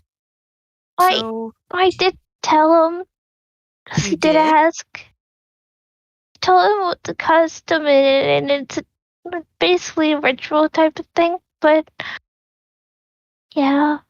Okay, well, maybe he just needs time to process things a little bit, you know? Sometimes men just don't move as fast as women want them to. They are kind of why bent drows are in sometimes. control. Drows are in control. That's why what happens is that they have to. Never mind. And Enka is like, I kind of gathered that from that meeting with the other drow guy, the male, the one that it's a we very first met. feather. Very What? pretty feather. Oh, yes. So I kind of got a feeling and a little more knowledge about.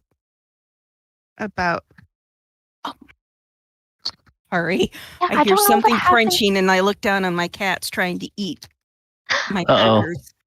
Sorry. I don't really know what happened then. Like I it's just a sense. Like I don't know how to explain it. Or, like I just get these whiffs of sense, and I just blank out for a moment, and then I just do things, and it's like, oh. Maybe sitting down and talking with Oyohusa calmly, maybe from the other side of the room so you don't get his scent. And just explain to him that, there are, just due to your background and your nature, that sometimes these things happen. And, you're not trying to be weird or anything. It's just part of the culture you grew up in. She'll start shaking her head vigorously, like, no, I can't do it. No, you can do it.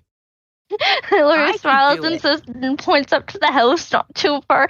See, it's almost here. Like, you can do it. Yep. She'll try to pat her on the back and say, no, I'm not doing it. You gotta give me a little She'll more kind of run a little information bit. than this. Slugs first. Okay, fine. Slugs first. All right. So, Elora and Enka are approaching the house of the herbalist. By this time, Oyohusa has returned to the bed and breakfast, which we said before was Regra's Rest. And before we get back to seeing what our heroes are up to, we are going to go ahead and take our break. It is. I have 1 minute after the hour. I'm going to put the music on, and I'm going to put the timer on and put the slate up, and we will be back in about 10 minutes. Viewers, thank you guys for hanging out with us. If you have any questions for us, go ahead and put them in the chat during the break, and we will try to answer those before we pick up the second half of our session. I'm going to mute myself, and we'll be back. So, yeah. The only thing I could picture, Fleece Johnson from the Boondocks. And I'll tell you what, I like you, and I want you. Now we can do this the easy way, we can do this the hard way.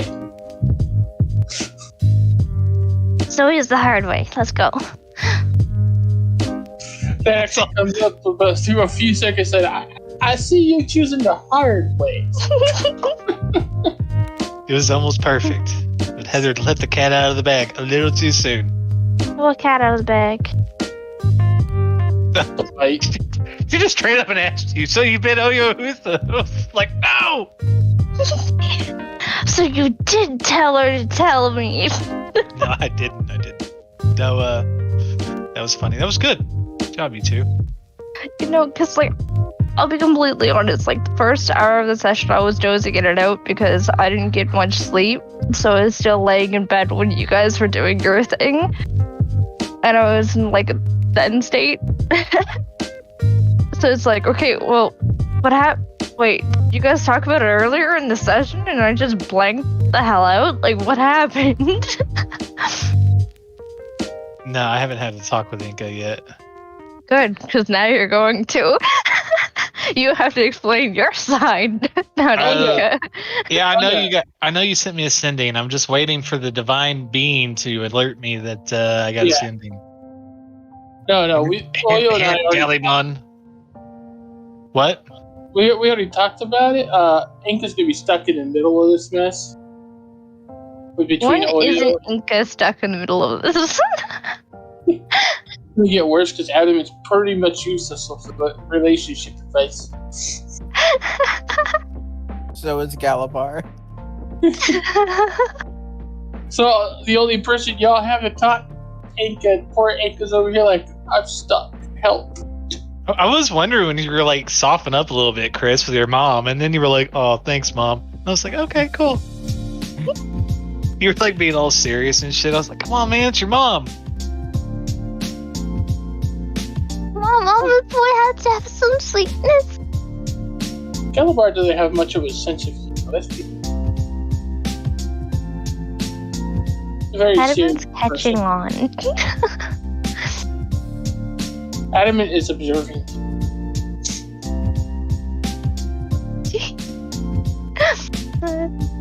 Oh, You just know Galibar's mom cooks a mean meatloaf. oh my god, meat is not a veggie loaf? No, I'm not going there. Laura still eats meat, so nah. But I do have a question. What? Do you think it's possible for Elora to do another, like, ritual, the 8-hour ritual thing? Oh boy. So I was thinking, okay, well, we could do it probably after we eat dinner. Oh boy. But then again, then if For that what happens, purpose? then we can't go ghost hunting to help the farmers and stuff out. Well, I mean, we are helping them. You're gonna get rid of the slugs. Yeah, but like this will help them out even more. Yeah, but if you do everything for him, bad. Elora is also dealing with their self-guilt because of the farmers at the palace. Well, we have 2 hours left, so we got a lot to squeeze in. I still got to talk to Enka. Got to do the sending thing. I don't know what's gonna happen after that. You guys, I got to do something with wolves. Like, what the hell am I gonna do with wolves? Elora can turn into a wolf and talk to the wolves and guide them away, but Enka can also use her shepherd powers. And then do some magic shit. Who's probably just gonna set a trap or kill him? One of the two. Oh. I mean, you can always wait for Adamant and just burn everything. No. I could set. You the are not forest on burning fire. down this forest. It is very peaceful and it is very nice. Fire, Burn fire, down this fire. forest and Elora will, like, Yeah. Fire. burn you. What are you guys talking about? Elora killing Adamant. Adamant can take care of the wolves single-handedly. Just kind of burn. No! Not happening. This is a very peaceful place. Very nice animals. Very nice nature. Amazing trees. We're not burning it. Water.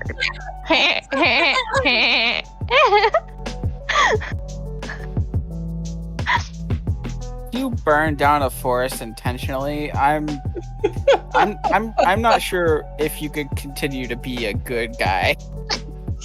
Ugh, I'm neutral, so I can get away with things every once in a The while. problem is Adamant's in a party with 4 nature characters. And he's like, I use fire. I'm sorry. Cut out my domain. Sorry, not sorry. Yeah.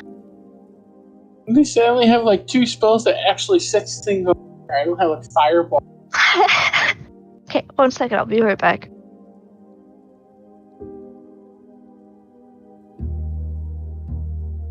I got that Biomutant game, and it is fun. Biomutant. Yeah. Hmm. A lot of people were like, they didn't like it because they thought it was going to be a more serious game. But no. I didn't see anything serious in that. I'm sorry. Yeah, it's not at all serious. It is silly.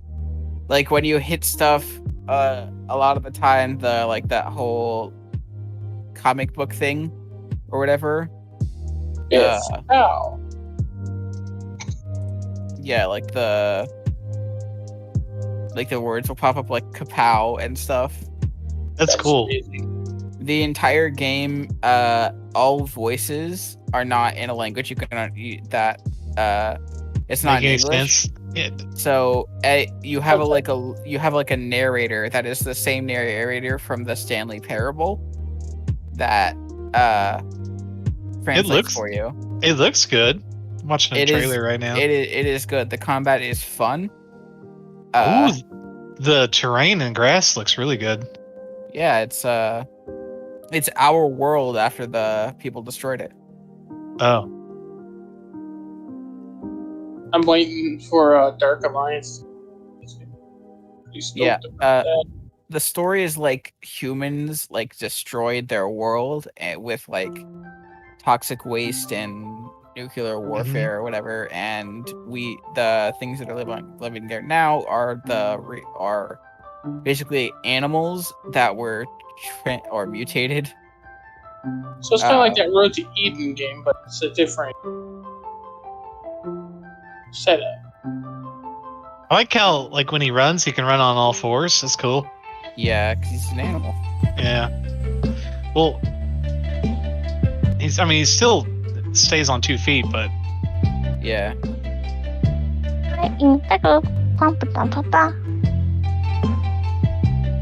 I'm surprised they haven't made like a good like what's his name from Guardians of the Galaxy game. That'd be Rocket fun. Raccoon. Yeah, that'd be fucking sick. Well, you are essentially a Rocket Raccoon in this. Right, that's what I'm saying. It's like They've had some of the Guardians of the Galaxy characters in the Marvel vs. Capcom games. Hey, baby. Nothing like Rocket Raccoon blowing the crap out of you and laughing at you. Who's Rocket the Raccoon? Rocket Raccoon from Guardians of the Galaxy? Yeah, I know who Rocket is. That's what Why I'm did talking we... Is that? Are you Rocket saying Raccoon. Oyohusa is like that? No, we're talking about characters from video games. Oh, okay. But as much as I love Rocket Raccoon in those games, Deadpool is a straight winner for me. Oh yeah. Deadpool. If he starts using like the health bars as weapons, that was amazing. I laughed so hard. I think it would be cool to have like a rocket game where you play it like the old school Halos, where you have all that good voice acting, and you just go around and do missions and stuff. But then he can have all his cool like catchphrases and just have him like the real actor do the voice acting. That'd be fun. Beat up grass.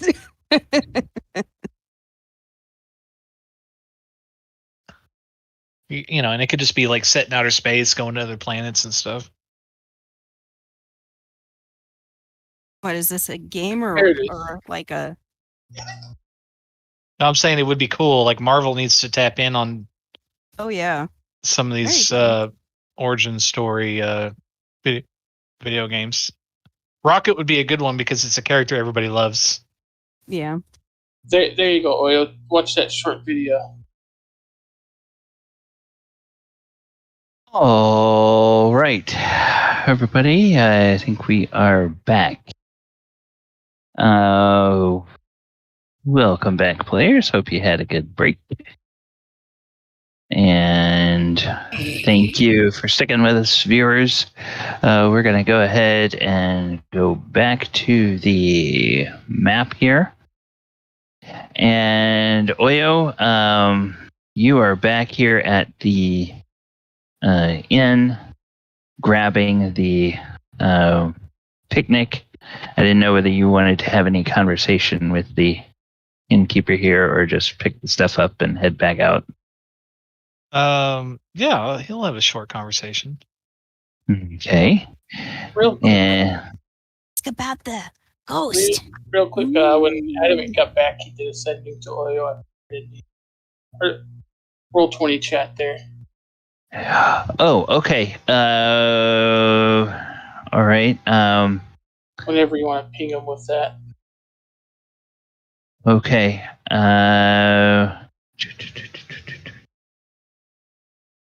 Oh, well, did you see that message from Adamant in Roll20? Mm-hmm. Okay, all right. So I guess that could happen while you're on your way to the, or just before you walk into the door of the bed and breakfast. Would Oyo have any particular response to Adamant on that? Adamant, I've been dragged into a side village named Undercliff, and we'll be here for the remainder of the day and possibly staying the night. We should be back tomorrow. Make sure Galibar is okay.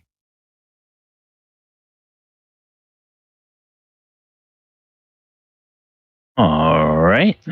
And so you head into the inn, and there's Regra is there, and she says, "Oh, hello, sir. Hello once again. How can I help you?" Well, I've come to put in an order for lunch. Oh, okay. Would you like a table just for you, or? No. This is for a few hours from now. Oh. Could you put together something for us as like a picnic? Oh, like a picnic basket. Certainly. For the three of you, you and the two ladies. Yes, nothing too complicated. Perhaps some fried chicken, some biscuits, some jam, and pickles and other, snack foods. Oh, yes, of course we can do that. Would you like any, will there be any wine or ale that you need with this? That would be fine. Preferably chilled, if you can. Ah, yes. Well, we will bring it out of the cellar just before you pick it up. Do you have an estimate of what time you will need it? To be honest, there's no telling with women, so no, I don't have a time. You just said that to a woman. and she says, yes, before a woman gets settled down and has a husband to look after her, her mind is drawn in many different directions. So yes, I understand that. I figured you might. Very well. We will. Male to tie down a woman. Ha! Very well. We will get everything ready, and when we see you coming, we'll put it together for you. Can you point me in the direction of a general store or something like that? I need to pick up some supplies. I think I'm going to go deal with the wolves. Ah, okay. All right. Well, certainly. And so she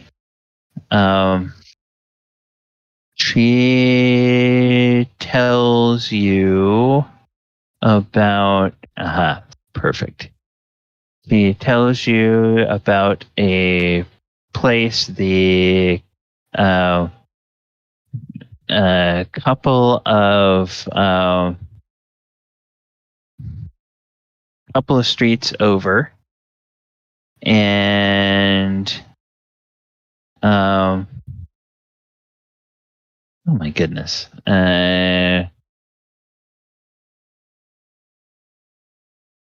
Okay.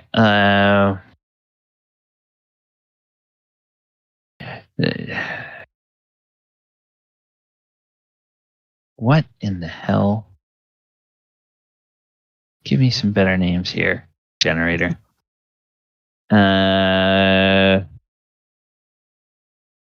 Okay. She says there is the Red Hound. The Red Hound Hunt Shop is about 3 streets over and down. They don't let the name fool you. They carry a wide array of supplies for adventurers as well as for outdoor excursions. But All right. the Red Hound Hunt Shop. Could I buy some meat scraps from you? Bones, whatever. Oh, certainly. Yes. 5 copper. We can give you 5 pounds of bone-in scraps. Wonderful. I'll take that in a sack, please. Okay, and she quickly puts a sack together. And he tips her a couple silver. Okay. And thank you very much. We will be back in a few hours. Okay. And so off Oyohusa I think goes. Oyohusa understood what we were asking him to do.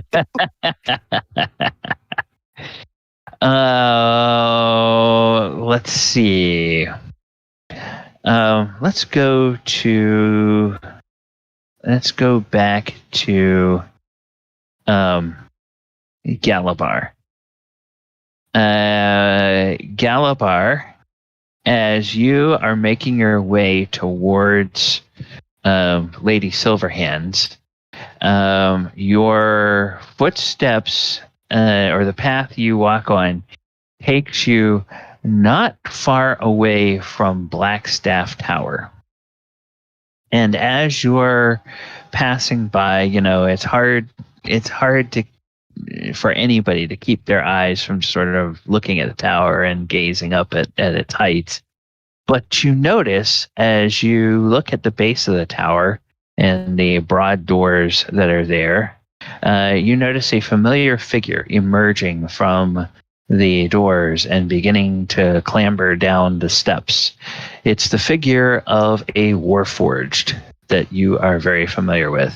Hey, it's Adamant. He's been to Blackstaff Tower and he's coming out of there. Do you want to meet up with him or?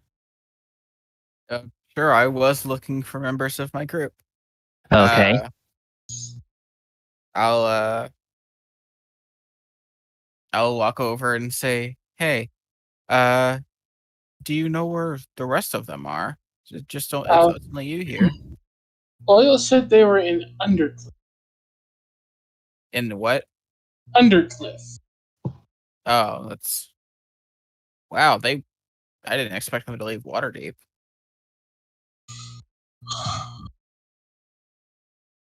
How does Adamant react to seeing Oyohusa, not Oyo, but freaking Galibar, in the cloak of? He kind of reaches out and turns Galibar around. Huh. Congratulations. Yes, I am now a member of the Order. That is what I've been doing for the last couple days, as well as spending some time with my mother. Well, would you as a member of the Order, would like to join me in correcting something that needs corrected. What is this thing that needs corrected? Details of a story long past.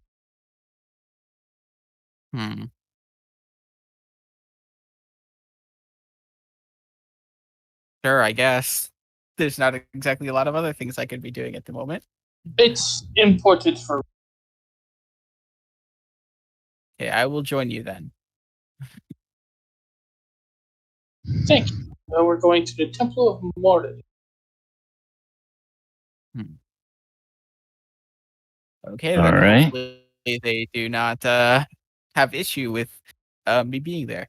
Well, actually, no, I've been there before. So they would recognize me. Yeah, and pretty much the good aligned deities, they all are more or less almost always happy to see paladins of Bahamut. The ones that you might run into trouble with are some of the chaotic good, especially if they've been up to some mischief. Then they might get a little worried if they see like the god of the gnomes. Yeah. Wait, what do we do now? Hold on. Let's run down the list. Yeah, you walk towards the Temple of Garl Glittergold. Yeah, you might expect a little bit of a frosty reception, but outside of them, most of the other good aligned deities are fine. So you all head into the Temple of Moradin, and Adamant, as you walk in, you see the familiar faces of the high priest and the some of the other priests there. It's the high priest. Just who I need. Oh, yes. So, Adamant, welcome back. I'm sorry, what did you say? No blasphemy this time. No blasphemy. Yes, no blasphemy this time. Promise. Okay. Gallibard just says, like, you did blasphemy. Bit long story. Well, short story, but long night. Yes. There is something I found out recently that needs correction. Oh. Pray tell what this is. The story of Nufina Spot. Story of Nufini Boulder Spine? Yes.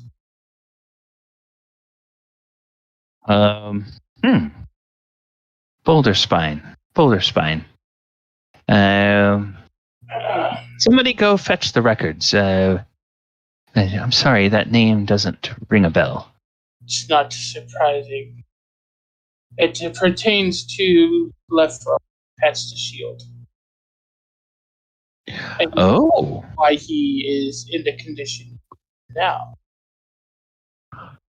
Oh, I see. And someone brings out some scrolls and whatnot, and they go through it, and of course they can't find, or they can find references to several people named Boulder Spine, but none of them are either Nufini nor Gradgrit, who's the cleric that was there. And they say, so now if I recall correctly, we established that Lefram had been a warrior for his hold, but did we know exactly where his hold is? I do now, and he would just pretty much recount everything that Lefram told. Okay. Okay. Added cast the yada yada spell. Okay, so he cast the yada yada spell. All right. I like it. And let's just see here. All right, so what you one of the things that you would learn is you would learn that the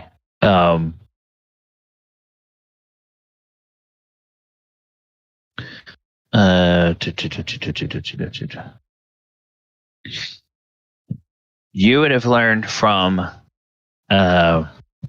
Lephrim that his hold was located on a plane that he knows of as Mercadia.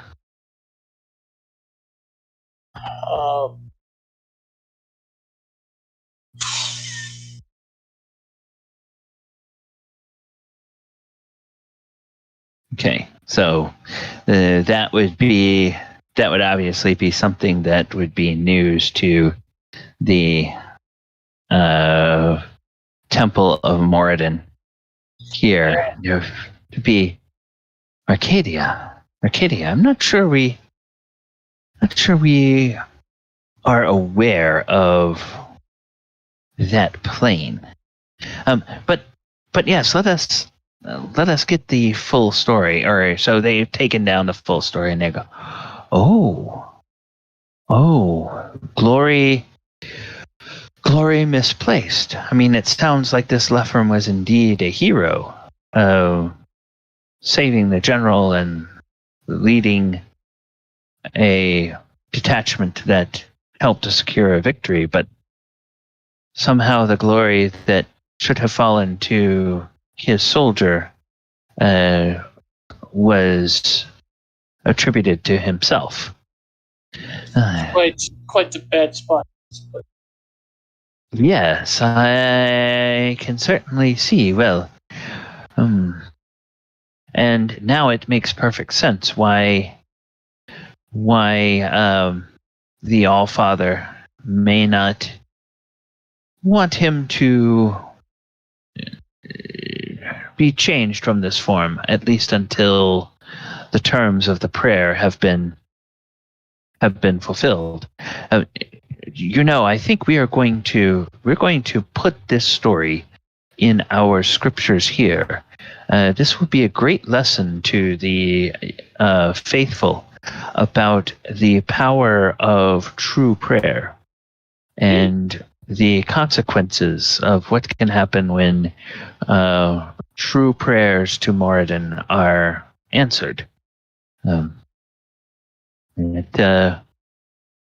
Well, this is certainly amazing. In the space of less than 24 hours, you have gone from, I dare say, making some of the clergy here feel a bit scandalized, to bringing us new stories for the scriptures and the teaching of the temple.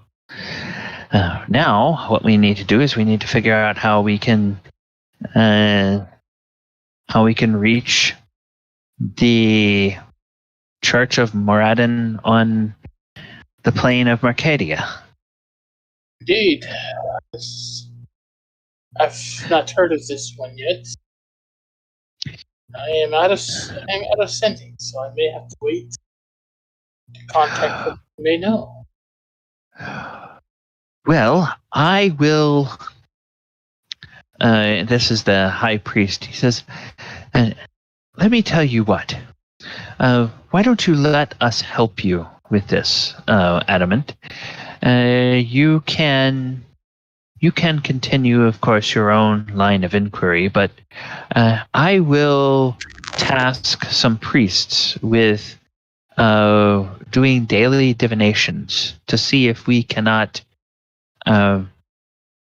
get some sort of sign or portent or information from Moradin or his court in Dwarfholm of someone that we can contact in the Temple of Moradin on Marcadia. I would appreciate such help. Thank you. Yes. Well, when next we see you, hopefully we will have some information for you. Thank you. Well, good. And this is your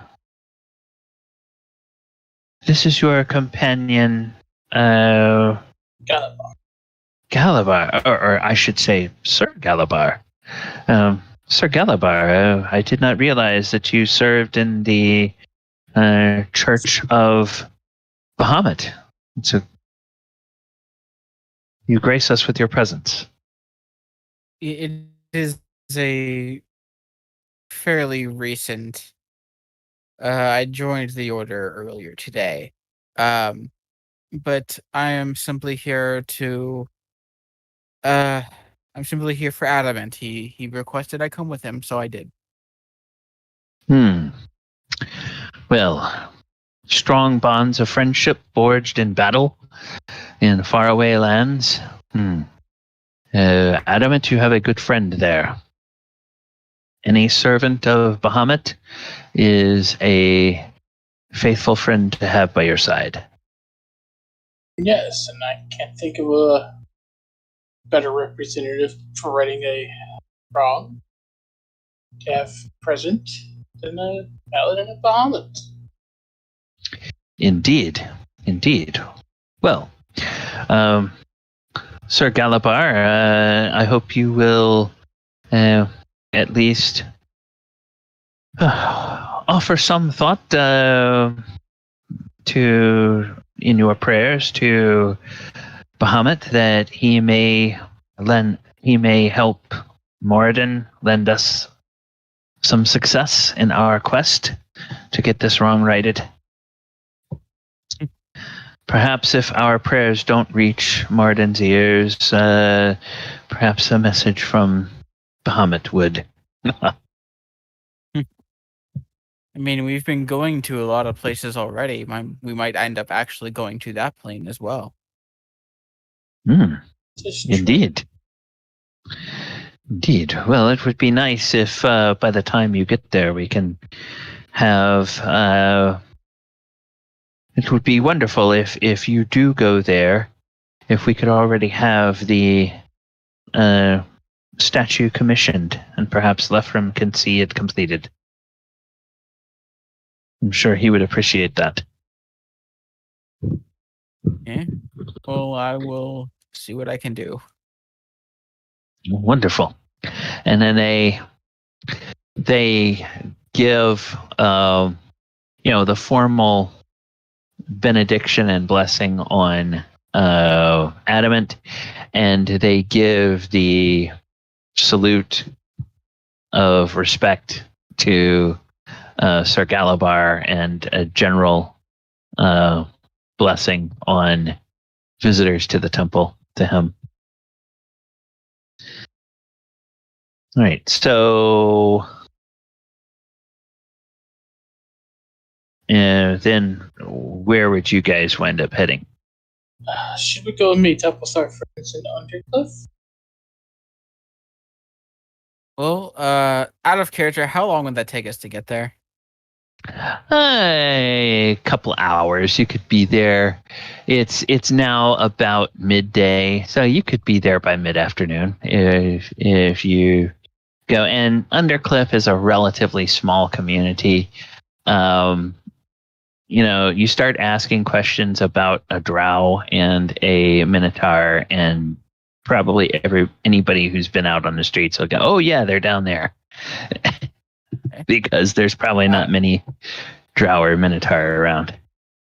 We don't get your Galibar. kind around here. Yeah, Galibar says, "What's a pretty nice? It's a pretty nice area. Should we bring a picnic?" 3 picnics in one. 3 picnics in one. Let's do it. Well, if you wish to bring your phone, I won't stop you. Oh yeah, I keep forgetting you don't eat. We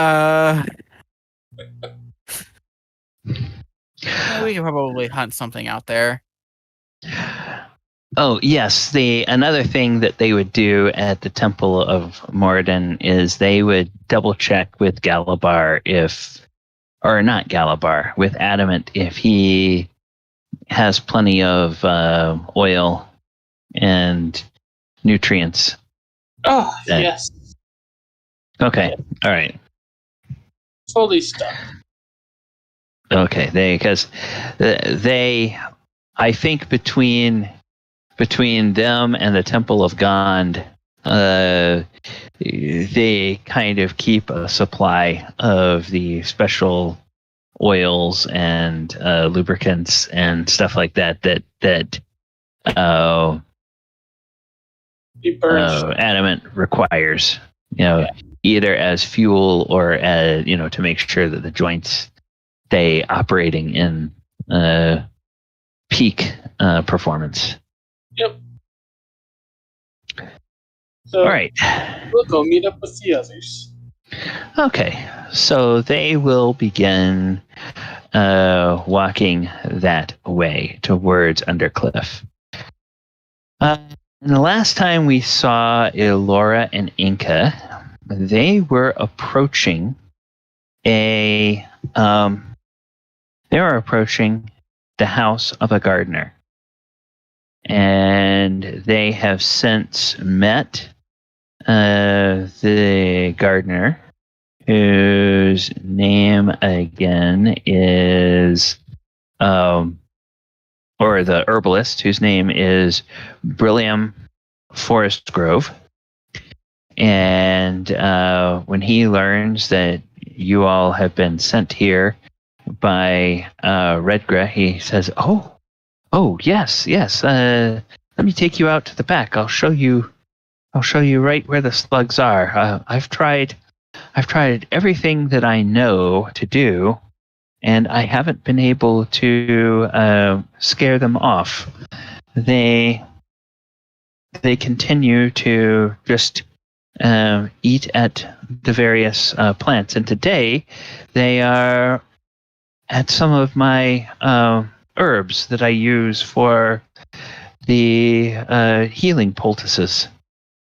It would be kind of take I don't want to say a step back, but this is kind of this is kind of Elora's more avenue, I guess is to be the word. okay. Expertise. That's what I'm thinking. Expertise.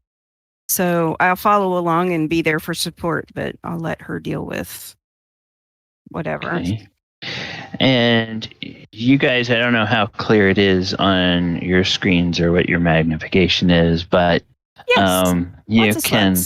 Yes, you can see a number of slugs over here in this one bed of plants. Mm-hmm. You could go cast Vicious Mockery on all the slugs. I think they would enjoy that too much. Laura will instantly look at this garden and she'll be in wow, but she'll just run away. And she'll go up and investigate all the other beds and stuff. So I'll follow behind. I'm just kind of there until she says, "I need you." After she comes up to the bed with all the slugs, can she understand what's so wrong? What's bringing the slugs there? Yeah, make me a nature check, if you will, please. I give myself an advantage because I'm a druid. 21. Yeah. What you're looking at, these aren't really slugs. Ooh. There's something else going on here. Well, I'll kind of blink and look at them and say, kind of open her mouth like she's gonna say something, but then trying to be puzzled, and she'll pick one of them up off of it. Okay, as you reach out to touch one of the slugs, let's take a look here. I need to bring up this. Come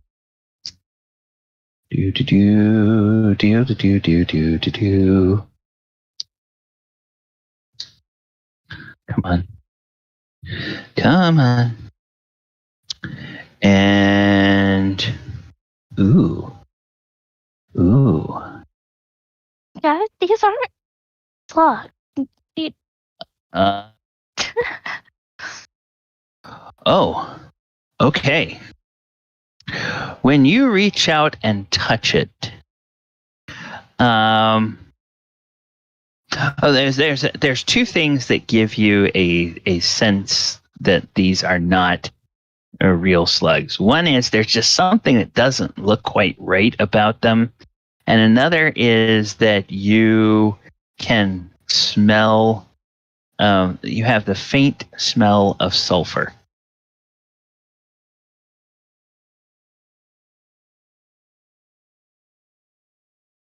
And when you reach out to touch one of these slugs, I need you to make a wisdom save, please.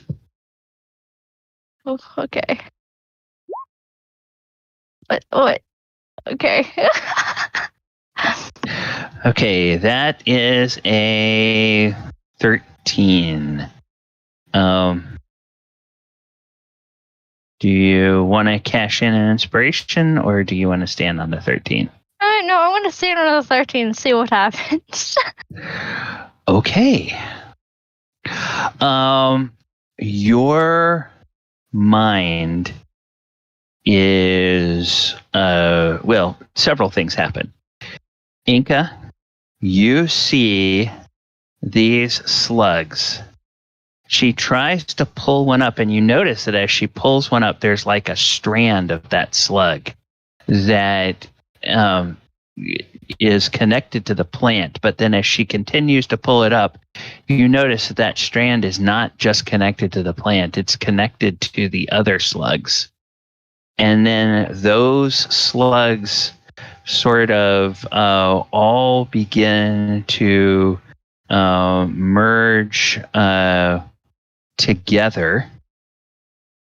And then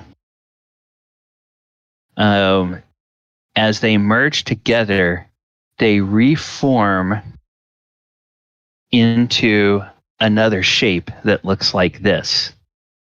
And the other thing that happens, Enka, or Elora, is that you take some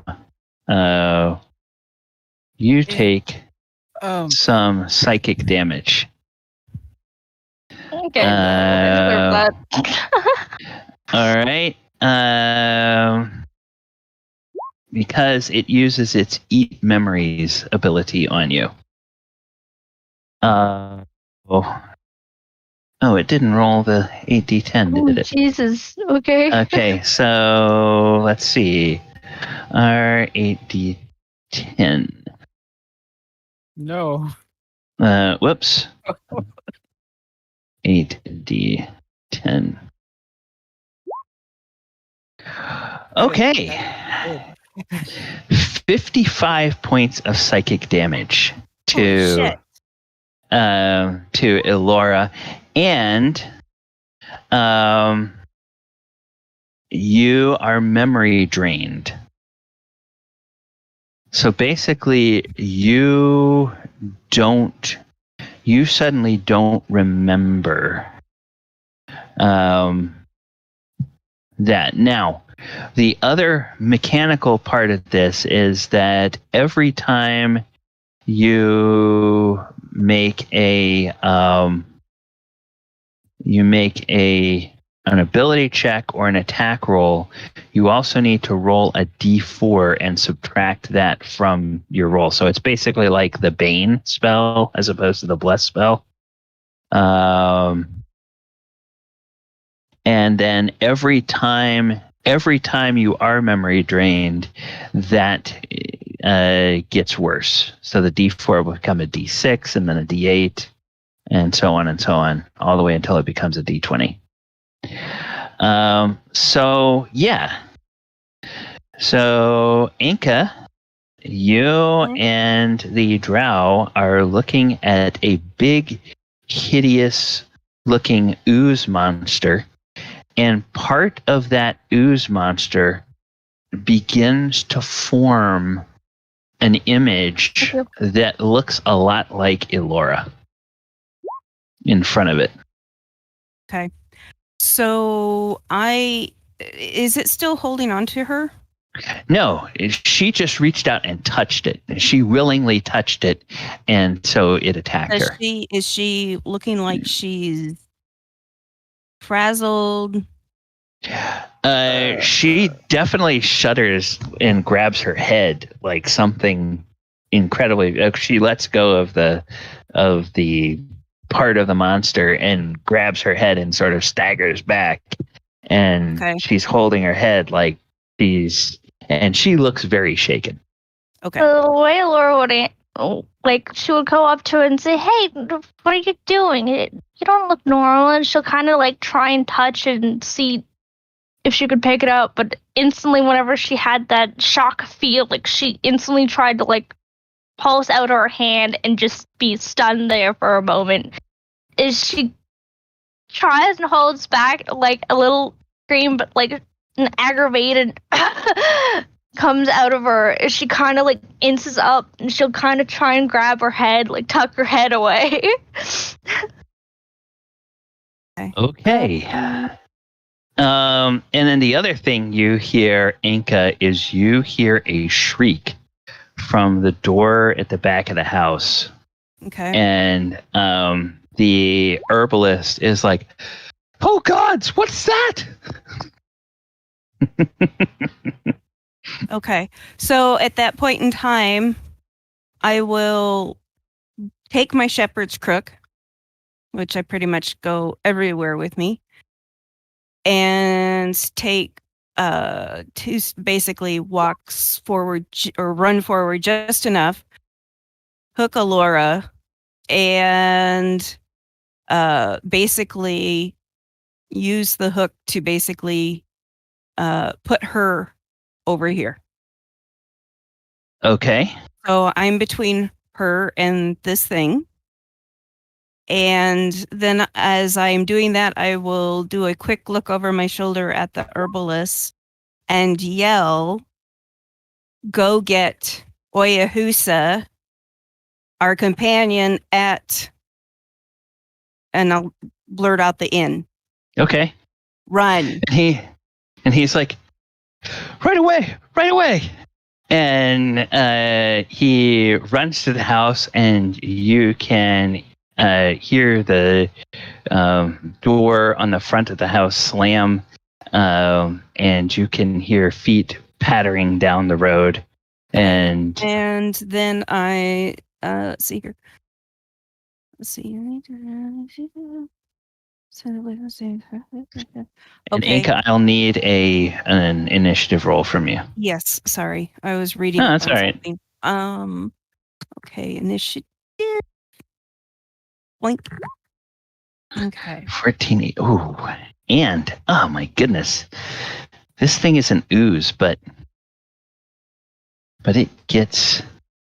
So it has a really good dexterity. All right. So really quick though. So I spoke. I basically used a weapon, even though I didn't use it as a weapon. That's it for my actions or bonus actions.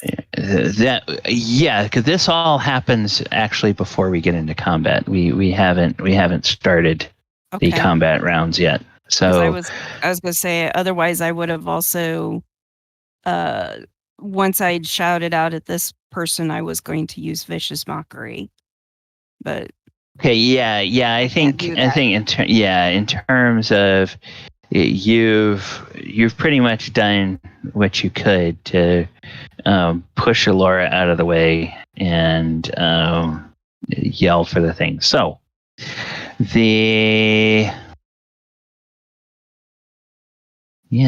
so the thing it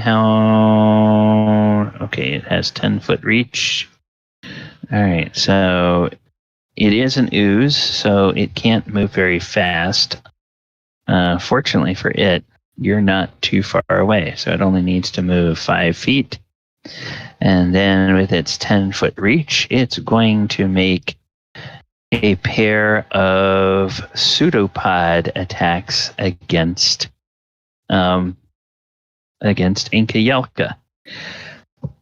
Now, in my defense, I expected to have 3 of you here for this fight, but you guys decided to break the group up. So, all right. So it will make the first attack, which is an AC 11, so that'll be a miss, and it makes a second attack. AC 12 is a miss, and then it didn't move far enough. You are not within 5 feet of it. So that's why it missed. It was like, ah! Yeah, so it cannot attempt to use one of its special abilities on you. All right. Okay, so that's it. Enka. Okay. You are now up. Before I do anything, do I know anything about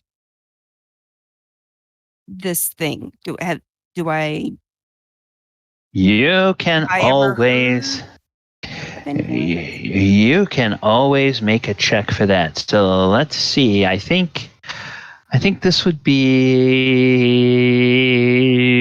fall under either a survival or a nature check. And I will, survival to see, okay, if you ever run into one of these things, what do you do? And nature to be, what is the nature of these things?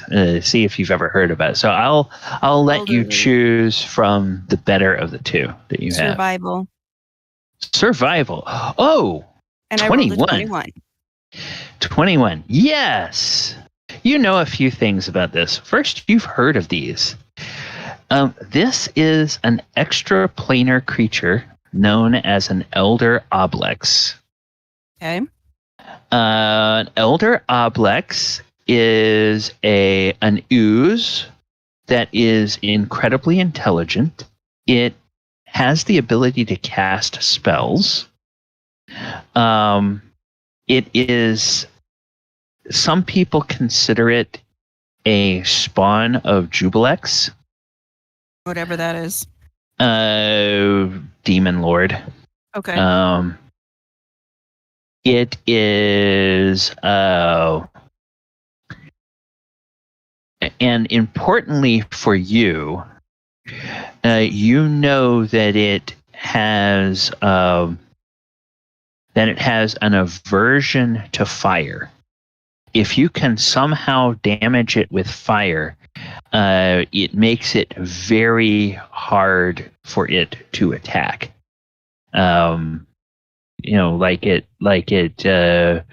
Mechanically, it gives it disadvantage, but narratively, however, Enka would interpret that. You just know it makes it much harder for it to hit you if you can burn it. Okay.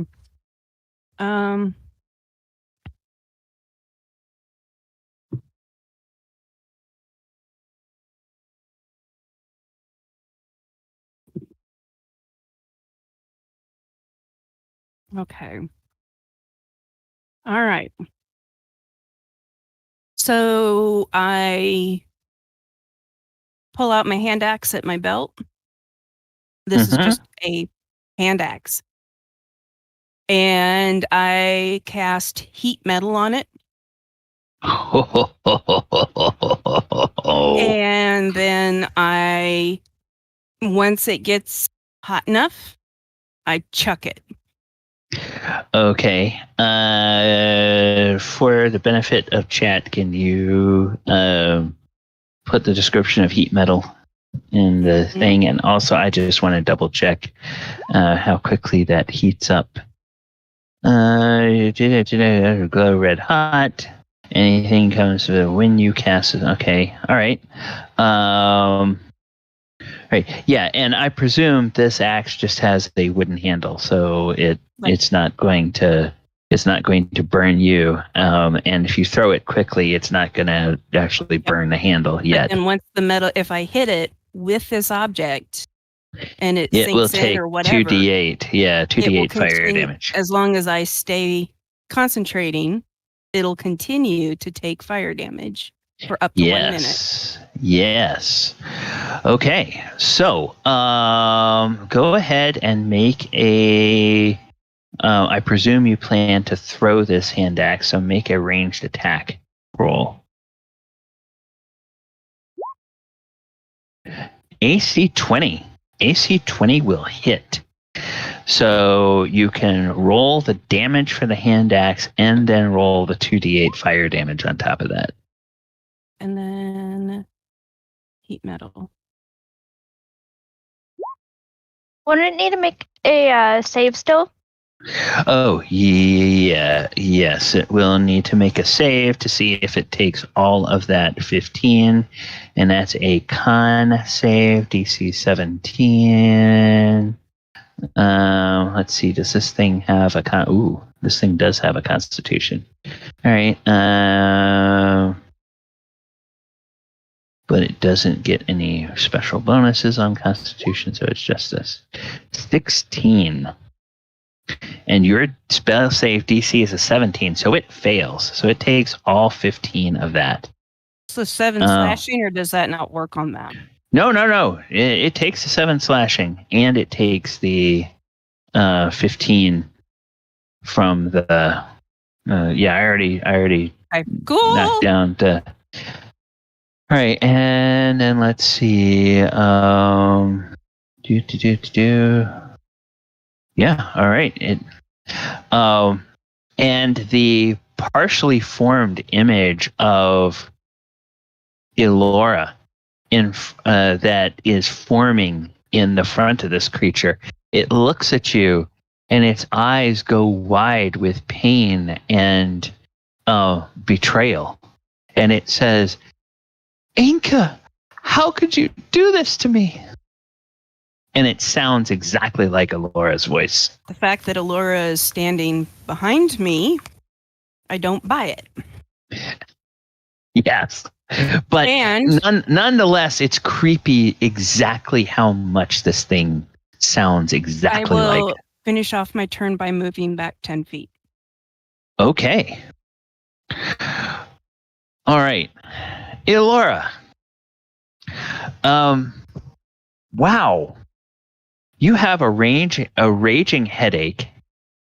There's a strange cow person standing next to you. There's a hideous monster over there that with a drow lady in front of it. And you are in what's otherwise a very nice garden, but you don't remember how you got here. You don't know where this is. The cow lady seems to be kind of trying to protect you and clearly is in battle with this big monster thing over here. On the flip side of that, you have a sense that, you understand that you are a servant of nature and that you have been blessed with the ability to cast spells, but you're kind of very disoriented at this point. So what would you like to do? Laura will kind of look at Enka, which is the cow-looking person, and she'll look over at the creature. Oh, a drought. And she'll kind of tap at her nose a bit and see blood coming down, like a lot of blood, with a pounding headache. She's like, I'm just gonna go over here. She'll kind of walk and duck over the shrubs, and then she'll go and she'll touch herself with Cure Wounds at 4th level. Okay. 24. Okay. 24 points of healing. Okay, so yeah, she's probably still bloodied, but she feels better. Wait, no, 37. You're not still bloodied anymore. You're above half. Okay. So, yeah, you definitely feel better, but you still have no idea where you are, who that cow woman is, and what that creature is. I'll kind of peek out from under the shrubs, and she's saying, what is that thing? You caught that, right?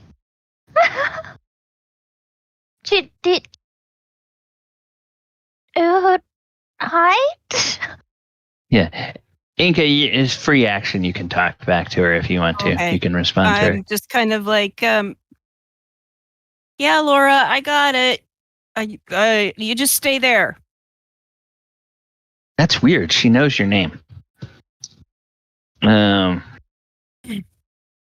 kind of pointed to herself, and then she'll be like, huh? So she knows me. So if she knows Al, too much Yeah. thinking. Yeah. Then the creature that is there, Enka, the creature looks at you, and the part of the creature that is okay, now when does this okay, it's your turn that you activate the heat metal again. Okay, all right. Just wanted to make sure about that. Whether it was your turn or its turn. The false Elora at the front of the creature looks at you and shakes its head and says, "You disappoint me, Enka.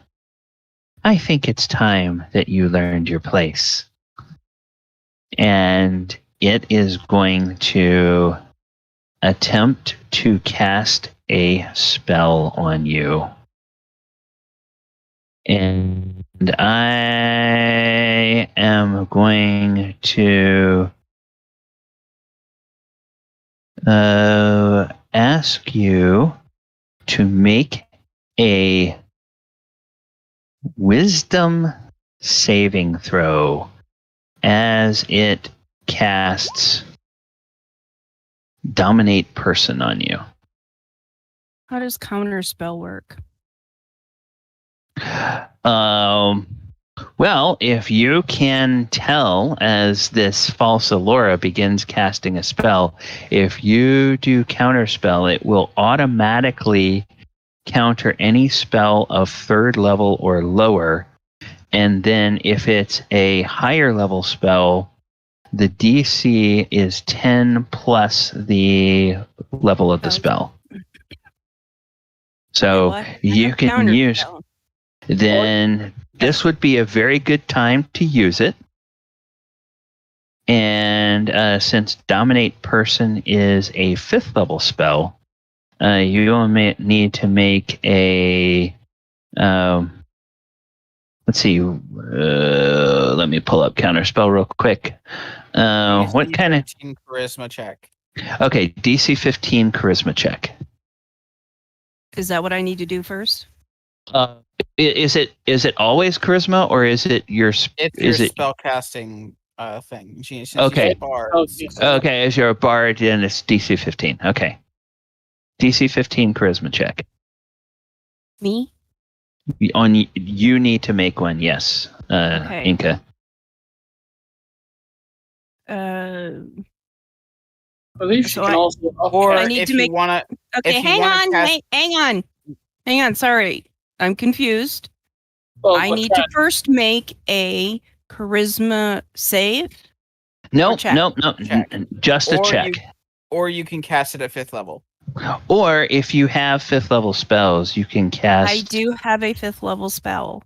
Then you can cast Dispel Magic at 5th level spells, and you don't have to make any Counterspell. check. It will, counterspell. You can cast it at 5th level, and it will automatically counter it. No check needed. I counted. Sorry, when I said 6th level on there, I'm trying to say bard. Bards get that at 6th level. So Right. Okay. yes, I cast it at 5th level and used up Cast my it at one and 5th only level. 5th level. So Okay. Well, its attempt to dominate you fizzles. Okay. And it seems very annoyed by that. And that is its action. But it is going to move 5, 10. Yeah, it'll move up here to get closer to you.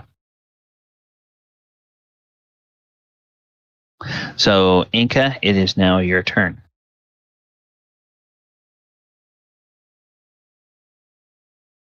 actually, I think I goofed, guys. I thought it was counterspell. It's counter charm. God damn it. Oh no. You still get Wait. counterspell as a bard. No, you don't. No, you don't. It's counter charm. What 2 did you pick for your 6th level spells? I thought you picked Counterspell and Lightning Bolt, but I could be wrong. If you're talking about her custom class, she's not got that yet. So don't. No. It's her magical lore bard. secrets. Yeah. Okay. What was your 2 spells that you picked? Oh, my lore bard? Yes. I don't Let's know. pull up her character sheet and see what she has on her character sheet. Because I mean, if you have it on your character sheet, then you can. Okay, so it's You 6th level. say it says on the thing you got that at 6th level, which means it was your magical secret. Yeah. Okay, so I've got So you have it. So I have Revivify and Conjure Animals. That's Okay. Well, hold on. Let me just look at your.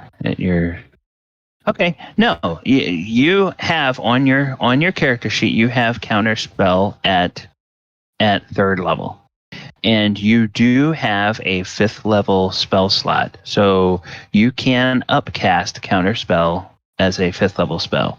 The counter charm is a feature; it is not a spell. Oh, okay. Whew. So, possibly garbage. yeah. Say what?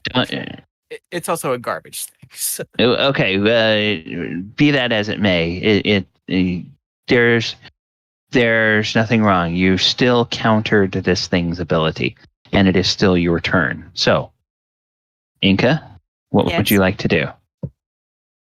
You are up. Did. No, that was you countered on its turn. It is now your turn. I'm sorry. Basically, it's just your reaction instead. Okay, so that was my reaction, and So remember, you've got that. Let's see here. Oh, well, I'm still. Oh shit! Did that thing keep me from my concentration? It's because it's not a concentration spell.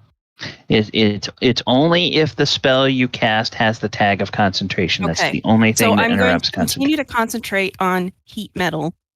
So roll another 2d8. Do they have to make a DC? They will.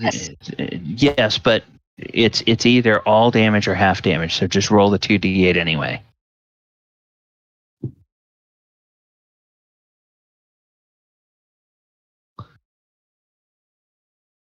Okay, so 12, and I will also back up. Okay. And that was right. It's another con save that it has to make. And okay, this time This time it makes its save, but it still takes 6 points of fire damage. Okay. Elora, you are up. Hold on, she still has a main action. If she wants it. Oh yeah, that's true. You do have a main action. You bonus action, heat metal, move. So you can try to cast a spell as long as it's not a concentration spell. If you have anything that deals direct damage, that might be a good option. How about Vicious Mockery? Vicious Mockery. That is not. Yep, it's an instantaneous, so that won't. All right, and now it needs to make a Wisdom save or take 2d4 psychic damage. Yeah. The Wisdom That's great. save needs to be 17 or higher. Okay. Yep. So let's see. It's Wisdom. Oh, a 2. So go ahead and roll 2d4. Or no, wait. Oh yeah, it is 2d4 because you don't get the 3d4 until 11th level. Interesting. That seems like a big jump. That's a cantrip, right? Yeah, well, and most of the time it's every tier it goes to another. Oh, maybe it starts off at 1d4 and it's 2d4 because you're already tier 2. Okay. Never mind. All right. 7 points of damage. All right. You're giving this thing paper cuts, and it now the image of Elora is sobbing, and it's sobbing in pain. And speaking of Elora, the real Elora, it is your turn. First, what would you like? What's the update on Oyo being close or not? Because I know he was on his way back, so. Yeah, we'll do that at the end of the round. Okay. So Laura will look over at Enka and this drow, and she'll kind of look and say, okay, well, it's actually going for Enka first, or the cows, so, you know what, this one tried to help me, so I'm going to try and help this one. So she's going to cast Blight on the creature. Light. Okay. Necromantic energy watches over draining moisture and vitality. It's a con save or take 8d8 necrotic. Ooh. Has no spell or no effect on undead or constructs. This is not an undead or a construct. And a advantage target on a plant creature. It's not a plant creature. All right, so it just needs to make a DC 16 con save for either half damage or full damage. Come on. Con save. Oh, it makes that. So 38, half of 38 is 19. So minus 19. 61. Okay, it's down to 61. All right. So, still not quite bloodied. And after that, she'll kind of like run and hide and try and tuck herself behind the hedge again. Okay. Yeah, and something you noticed when you cast that spell, you noticed there is an axe with a glowing head. And the handle, where the handle attaches to the glowing head of the axe, it's starting to smolder a little bit. And that is embedded into the side of this creature. And the way it is writhing, it seems like that's causing it a great deal of pain. So, yes. So you notice that. That will worm its way into Elora's brain. Now, Oyo, you have stepped out of the bed and breakfast. Yes. I went And to well, Oh. you're stepped out of that, and you're thinking about heading towards the general store. the. And as you take maybe 10 steps or so, you hear a panicked voice screaming your name. It doesn't sound like Elora. It doesn't sound like Enka, and it's coming from that street over there. You can't see who it is, but there's apparently somebody running in this direction up that street, and they're shouting your name. What would you like to do? I'd like to hide. No, I'm just kidding. I'll just like seriously like go over there and Okay. what's this wrong? And Calm yourself. as this man, it's a man. He's dressed a little bit like he's been out working in the garden. He doesn't have any gloves on or anything, but he's just got kind of those sort of workday clothes on, and he's about half a block away from you when he sees you. He's monster in the garden, come quickly, your friends are in trouble, come please. And he's just like frantically waving, and he starts to turn back and run the way that he came. So just like burst of speed, just like zoom right past this guy. Okay. I don't know what I can do, but I guess I can use like a double movement plus a. Yeah, we'll say that when you get to the end of your maximum movement this round, you can see that because you figure, oh, this must be that herbalist, and you remember the way to the house that the innkeeper told you, and you can see that house up there, and of course all the fighting is happening in the garden behind it. So, but you can see the house, and you know that by the next turn you will be able to get there. You may not be able to do anything. So what I'm going to do is I'm going to go ahead and I'm going to get Oyohusa, and I'm going to put Oyohusa on the map. I'm going to put him on the other side of the house here. And then I will, then you can go ahead and roll initiative and add him to the turn order. And you won't get a turn this round, but you'll get a turn next round.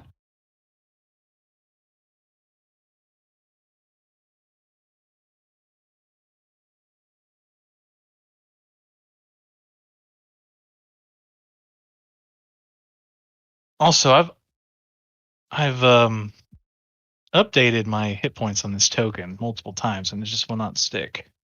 Okay, I probably will have to. I'll probably have to associate the new token with your character in Roll20. That's probably why it's not sticking. Okay, so 11, 20. You still have the 18, or have you updated to 20 decks at this point? Still 18. Okay. All right. And then we will go back into descending order. And it is the monster's turn. Well, the monster was thwarted last time, and really it didn't appreciate that very much. That was very rude of you, Enka, to counter its spell. So I hope you know that.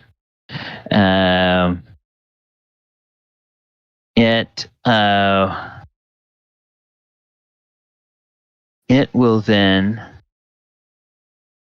attempt to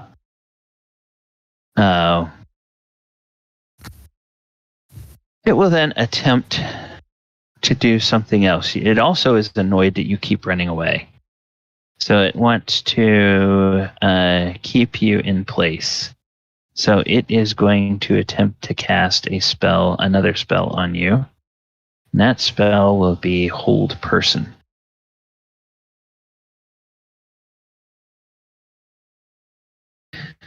And so once again, you can see the fake Elora casting a spell. And does Enka want to do anything about LDC 0. Oh, that's weird. We automatically pass is what I see. Can I use inspiration? Well, yeah, sure. You can use inspiration if you have it. So I get the 22. Yep. And spell save DC on this thing is 30. It's 18. Okay. All right. So I don't know why it doesn't have that, because the other spells it was giving the correct spell save DC. All right. So it is once again rather frustrated, and then it goes 5, 10, 15. And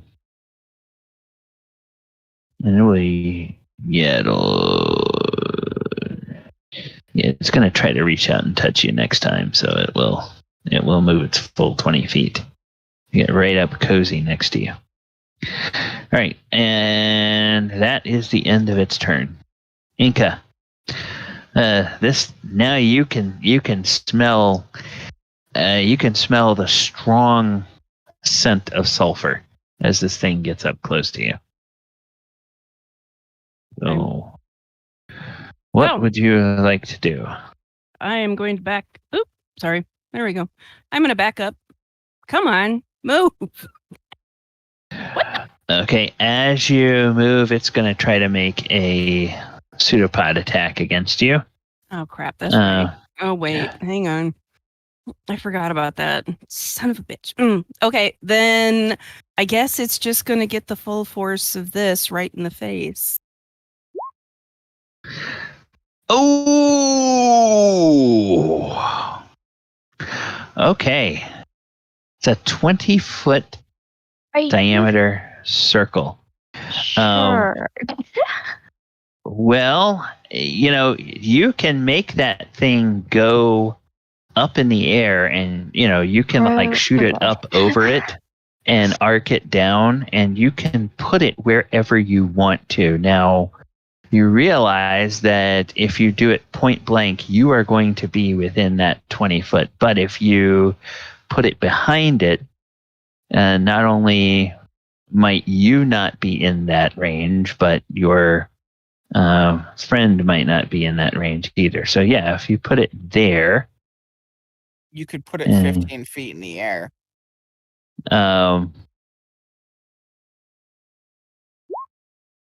Yeah.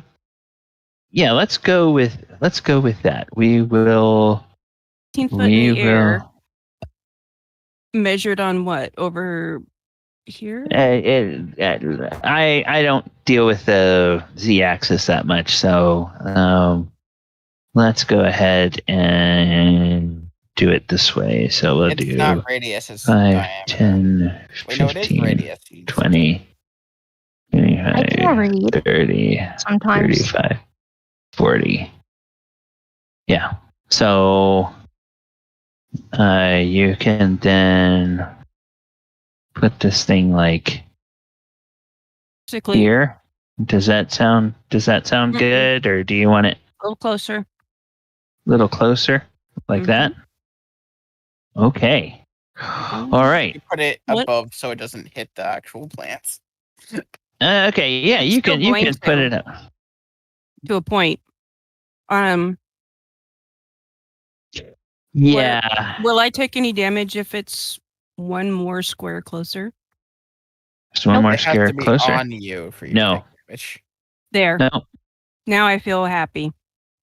Now you feel happy. Okay.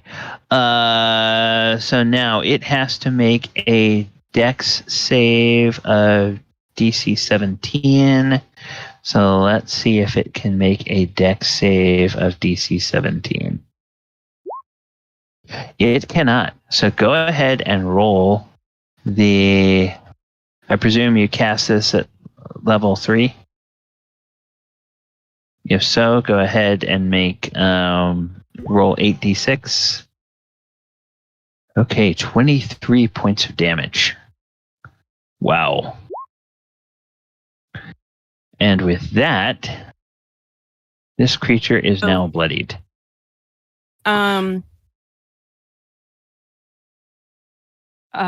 I do open myself up for an attack of opportunity, even though I want to back up some more. Okay. So you can go ahead and back up. It will make one pseudopod attack, which is all it can do. You still have your bonus action for heat metal. Yes, you still do. Yeah, will an AC 21 hit? Yes.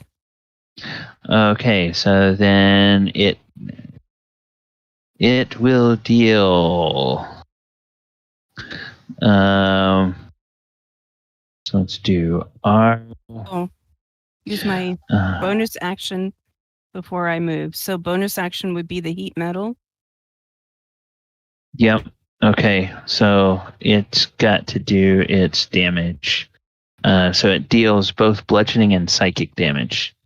You'll take 15 bludgeoning from that hit, and you'll take 9 psychic damage. So 15 and 9 damage to you, and then it needs to make a con save, DC 17 against the heat metal. It makes it, so it takes 2 more damage from the hot axe embedded in its side.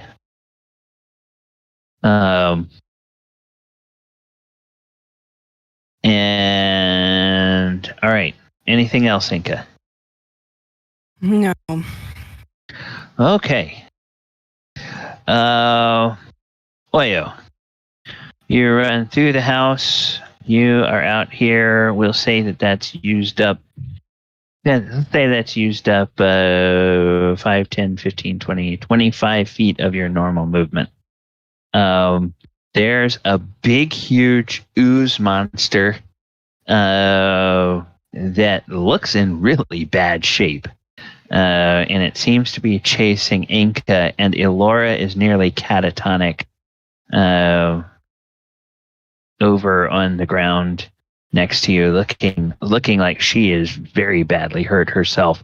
And the weird thing about that ooze monster, standing out in front of it is almost a perfect, well, it is a perfect replica of Elora that's somehow connected to this ooze monster. Do I have to roll anything to see if I notice Oyohusa?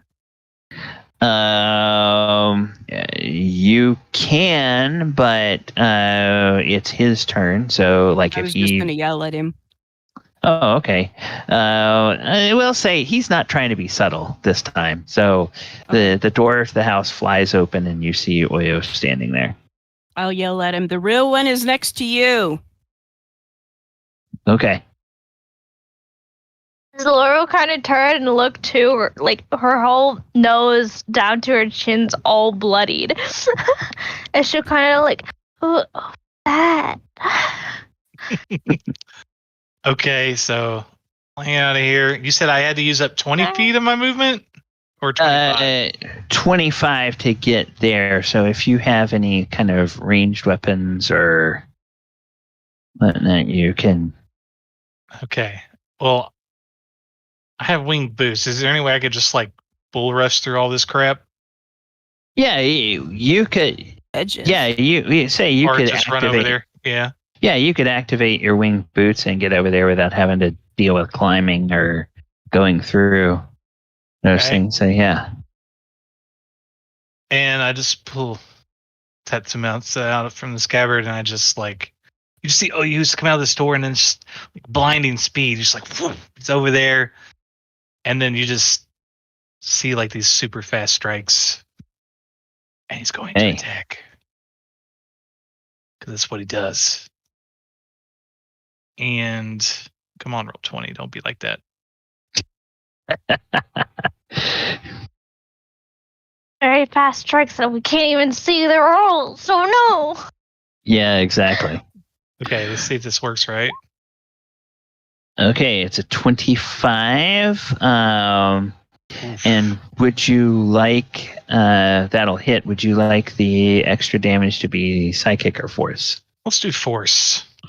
Okay, so that's 13 from the first attack. And then I will hit him again.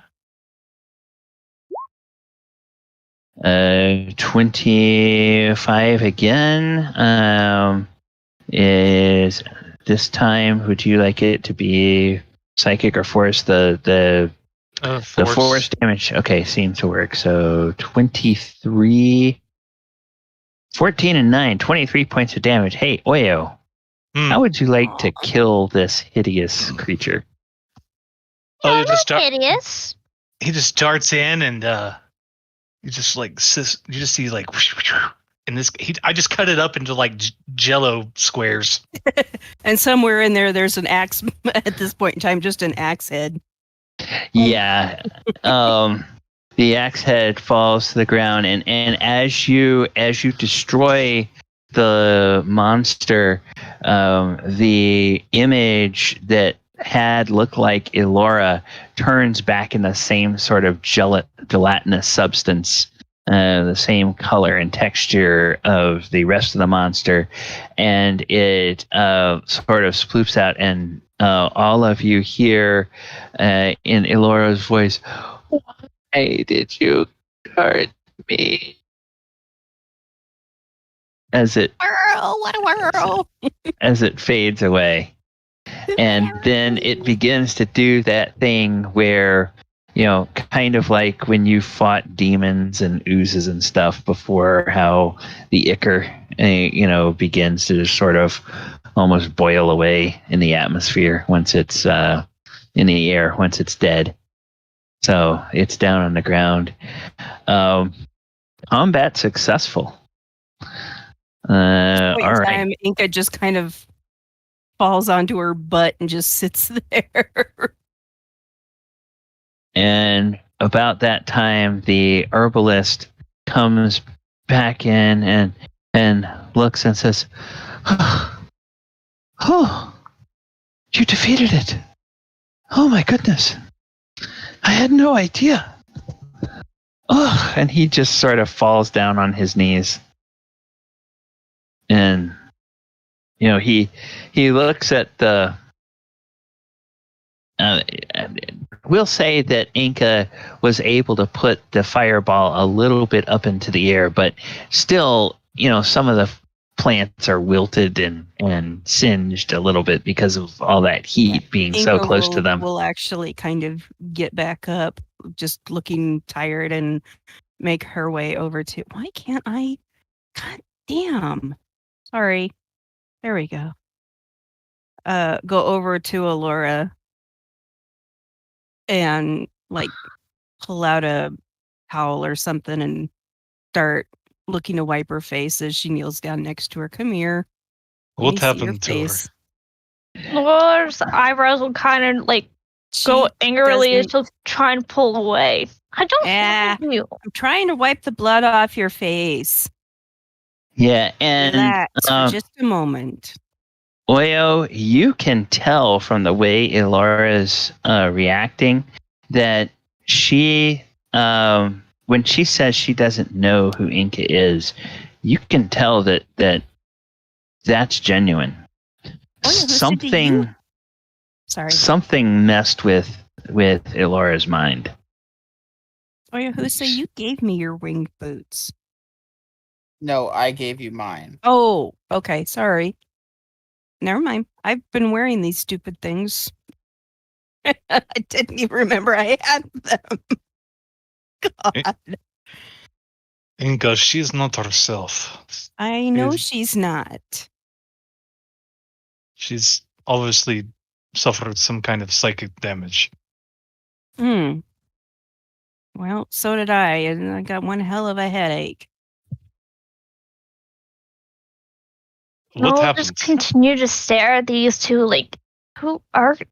I'm So, not dealing with it. Inko will go find like a water pail or something like that, get the towel wet, and then take it back over to Elora and hold it out to her. Here, so you can clean your face. Laura will touch her face again and see it's like dried blood and stuff, and it's like, oh, maybe that might be nice. And she'll kind of reach for it, but she'll keep a distance away from both of them. Or try to. Okay. Yeah. Oyo, she's so- definitely acting strange. Yeah, so having known what I found out about this thing, I'm like, it sometimes has the ability to drain memories from people temporarily. So I'm getting a sense that maybe she's got a bit of that. So she may not remember us for a while. Yeah. Yeah, you know that the target will have to finish a short rest or a long rest before the memories will come back. Unless there's somebody around that can cast Greater Restoration or a heal spell. Let's see here. I don't think any of you have access to Greater Restoration yet, because I think that's too high level. I have No. Greater Restoration is a 4th level spell. I have okay. wounds. That will help with wounds, but a short rest will also, because of hit dice, can help with wounds. So, All right. and she doesn't look like she's in any danger of dying. She's no longer losing hit points. So Laura will just rub the cloth over her face and see how red it is. And she'll kind of like get some more water, like beckon it with her fingers and rinse out the rag, and then just do it again. Just keep on cleaning her face. And meanwhile, the herbalist brings out several clean towels and will ask if there's. Several of you have been inside, so go ahead and show the interior of his house. We'll ask if he can bring you anything.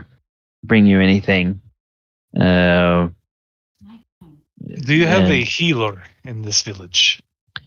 Well, I am the herbalist. I make poultices from the herbs in my garden that will heal. Healer.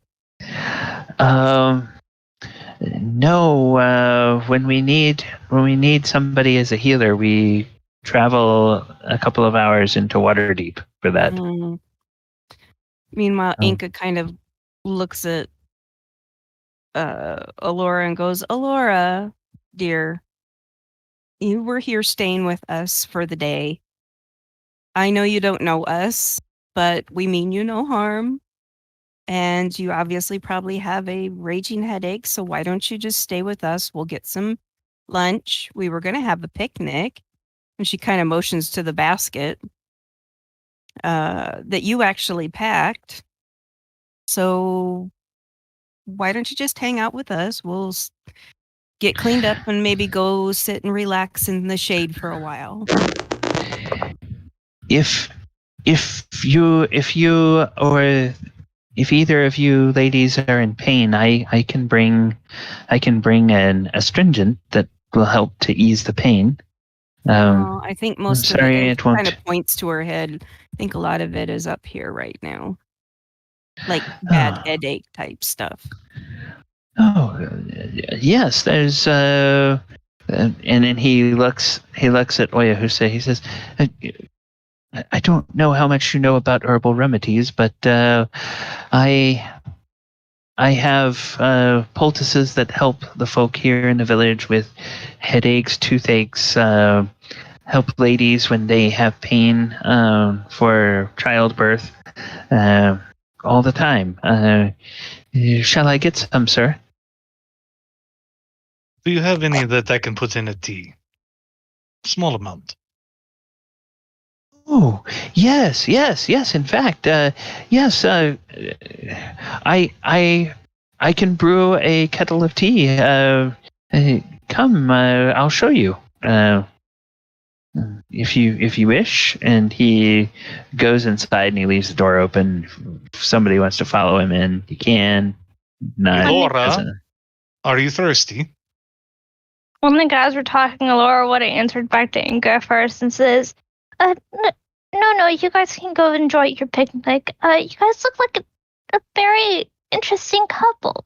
As Elora kind of smiles as she turns back to the plants and says, it's a really nice garden, isn't it? And whenever the guy brings up something about herbals and things like that, Elora kind of winces a bit and says, I think I know a thing about remedies, but I just can't remember. It hurts. She'll kind of rub her head and then turning to Oyohusa with all these questions and says, I'm not thirsty. Elora, I'll just enjoy my garden. Well, then may I suggest taking a reprieve since you were just injured? Sit down in the shade of a lovely tree and just commune with nature for a little while. I'm sure I can ask this wonderful gardener for some herbals for some nice tea, or perhaps you might like. Have I ever learned what Elora's favorite food is? Is it like cucumber sandwiches or something? Raspberries. Okay, so then I'll say, I don't know if they're in season anymore, but raspberries possibly your favorite food. Or kind of like tastes her lips a bit and says, I could go for some raspberries? Yeah, those sound good. Look over my shoulder at the gardener going, if you don't have any fresh raspberries, do you have perhaps raspberry jam? Oh, indeed I do. I have raspberry jam, and I still have some. I had a bit of a late breakfast. I still have some warm biscuits with butter wonderful. and raspberry jam that I can put on. She just needs to rest and relax for about an hour or so. And things will start to come back. Leans in and whispers to Enka, "Oh, thank the gods. I thought I was going to have to use the chloroform." Enka manages to keep a very calm face while she elbows Oyohusa and says, don't be a turkey. Laurel kind of look back and tilt her head, don't be a turkey? What's going on? He was was trying to be funny, like he is. And I told him he wasn't being very nice. He leans in. No, I was being quite serious. Or puts her hands on her hips and says, well, it's not nice to be mean. I'm going to get some raspberry jam. That would be a good idea. Yeah, and the fellow is in there, and he's getting there's a tea kettle on the stove, and he's got some packets of herbs, and immediately Oyohusa, when you look at those, you recognize some herbal teas that indeed are known for pain relieving qualities, and he's got it all loose leaf. And so he says a couple of things to you, and he understands that you recognize what it is, and he says, oh, well, while I get these biscuits done, you can go ahead and make up as much as you think they would need, because he kind of realizes that you just from the way you talk and look at and recognize that you're someone who knows your way around herbal teas and This whatnot. can be a bit bitter. Do you have any honey? Oh, yes, of course. Over there in that cabinet, there's a fresh pot of honey. The bees here in the garden make a delectable honey. I usually keep clover and several other types of flowers, and I find that blend makes a very sweet and mild honey. Are these trees? Is this a tree? Yeah, it's a large tree. It's like a fruit tree of some kind. Okay. So I will go grab the basket. I will go pull out a blanket. I will go underneath it, and I will start spreading out the blanket and putting out some things. And I'm kind of motion to Elora and say, come sit in the shade, my dear. You can keep your distance. I'll keep my distance if you want, but just come and relax a little bit. It'll help with the headache and memory loss. Laura would be going over to every single plant and trying to touch the leaves and feel them and almost reminiscing over the feeling. But she'll turn over to Enka and say, "Boys, they just come in here and think they're the shoot." Yes, they do. And that's men for you. She'll keep on going over to all the flowers, but then she'll finally come and sit a little bit of distance away and say, "Well, I do appreciate helping me back there. I wish I could have done more." It caught you by surprise. We were simply here trying to do a favor for the gardener and help him with his slug problem. You were trying to convince the slugs not to be slugs and to leave. Apparently, she succeeded. And unfortunately, they were actually that very large monster, and it caught you by surprise. Otherwise, I think you would have done fantastic against it. Poor woman, though. She seemed injured, though. No, unfortunately, that's part of what it does. Is it tries to trick people. So it was trying to look like you, so that I wouldn't attack it. Laura kind of chunks. "Oh no, I wish I was that adorable. But besides big, huge blob behind it, that kind of looked weird." Well, it was part of the blob. Laura will kind of reach in the basket and hesitantly take out a macaroon or something very sweet. Okay. And it is a very tasty treat. This must have been made in a really fine kitchen.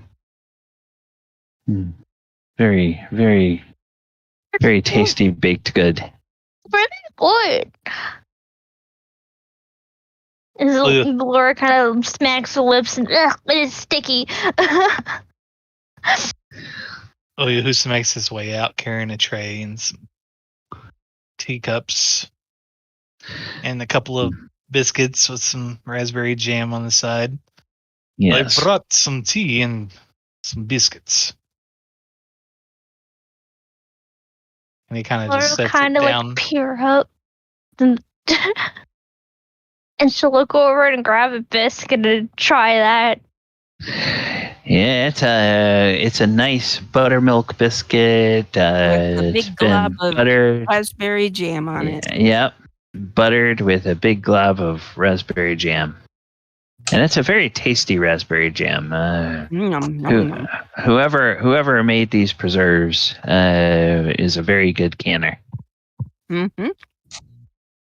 It was about. I would encourage Elora once she starts nibbling and whatnot to rest for about an hour. Yeah. After she's done her treats and gets a full, she'll say, I think I want to go check on another plant.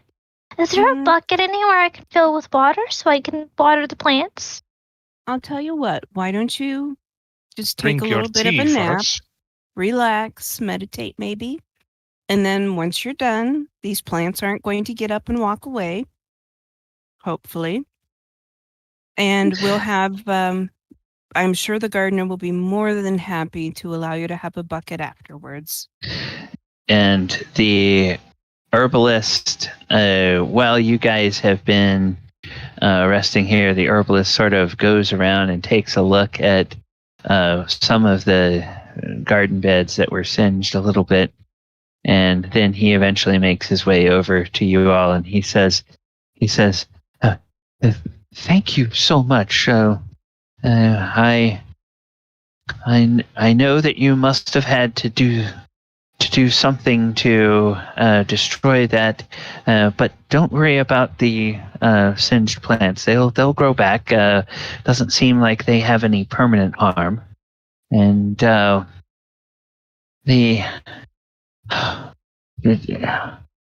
don't know where the slugs went, but they seem to be. They were. Yeah. Go ahead. Did somebody say something? Yeah, I thought I heard something, but she'll just basically say it was actually that big thing that big hurt monster. her. Yes, it was mimicking slugs in hopes that someone would come along and touch them.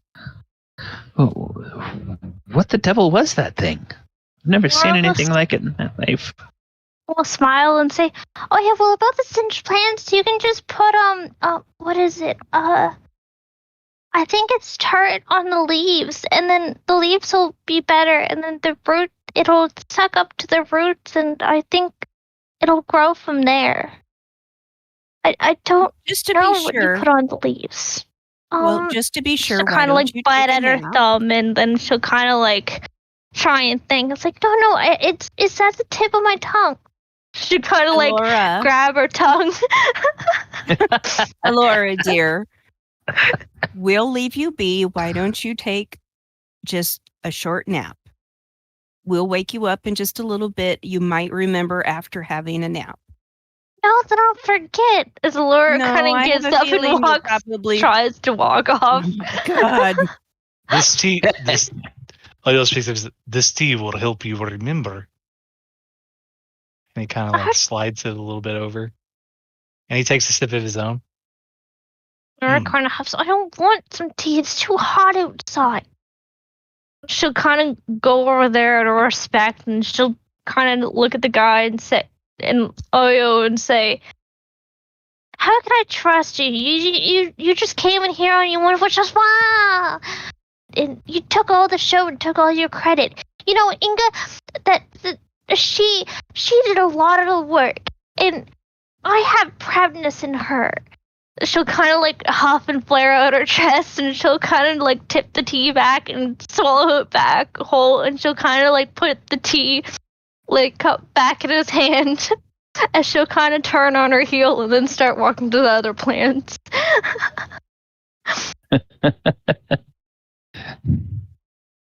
Okay, yeah. After look at Oyohusa and just goes, "I'm gonna have to get a new hand axe, by the way."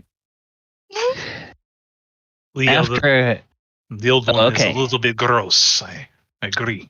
It's more like a little bit no handle left. How are we going to get her back to Waterdeep? Well, we'll just tell her that. I'll just tell her that the truth. Her and I have a room together at the inn, and we'll just go back to the inn and get cleaned up and have a nice dinner, and then see if I can't get her to sleep for a while. None of this would happen if we were at the pond all day. At this point in time, Enka looks at Oyohusa and goes, points a finger at him and goes, "Don't start."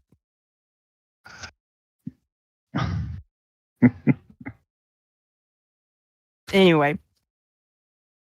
Okay, well, I have a feeling we're gonna Let Elora do her thing in the gardens because she's not going to stop until she does. Yeah, so Elora doesn't take the full time for a short rest, but she does. Elora, you do notice after maybe 10 minutes or so after drinking that tea, your head doesn't hurt nearly as much. The pain has really been dulled by drinking that tea, and you feel much better. And the herbalist is, he doesn't exactly hover, but he stays sort of a respectful distance away, but close enough that if you have any questions or you make any observations about his plants, he can, respond to you. And this goes on for a while as Enka and Oyo, Oyo has that picnic basket and has the rest of the biscuits there that he can munch on. Yeah, he's starving at this point. Okay. And about an hour or so goes by. And in that time, we'll say that Sir Galibar and Adamant are noticed on the streets, and someone sends a carriage to get them to where they need to go, and that speeds up their time getting out here to Undercliff. And as soon as you start asking around about the Drow and the Minotaur, it doesn't take long before they point you to the place where they were last seen, which is towards this house of this herbalist. And so maybe 90 minutes after the monster was slain, you guys see Adamant and Galibar come into the garden out of the back door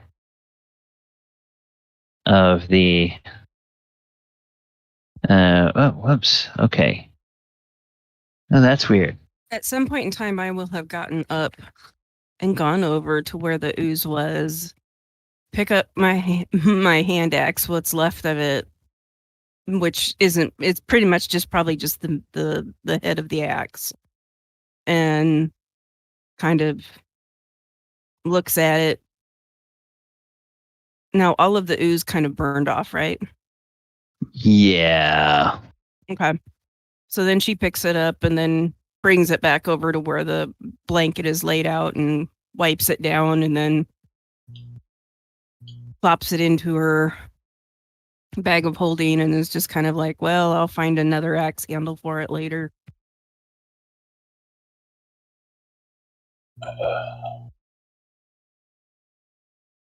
And Elora will be having a bucket on her arm, and she'll kind of be casting it this way and that way to go over the plants, and she'll kind of sprinkle and dance around with it kind of happily in her own little zen state.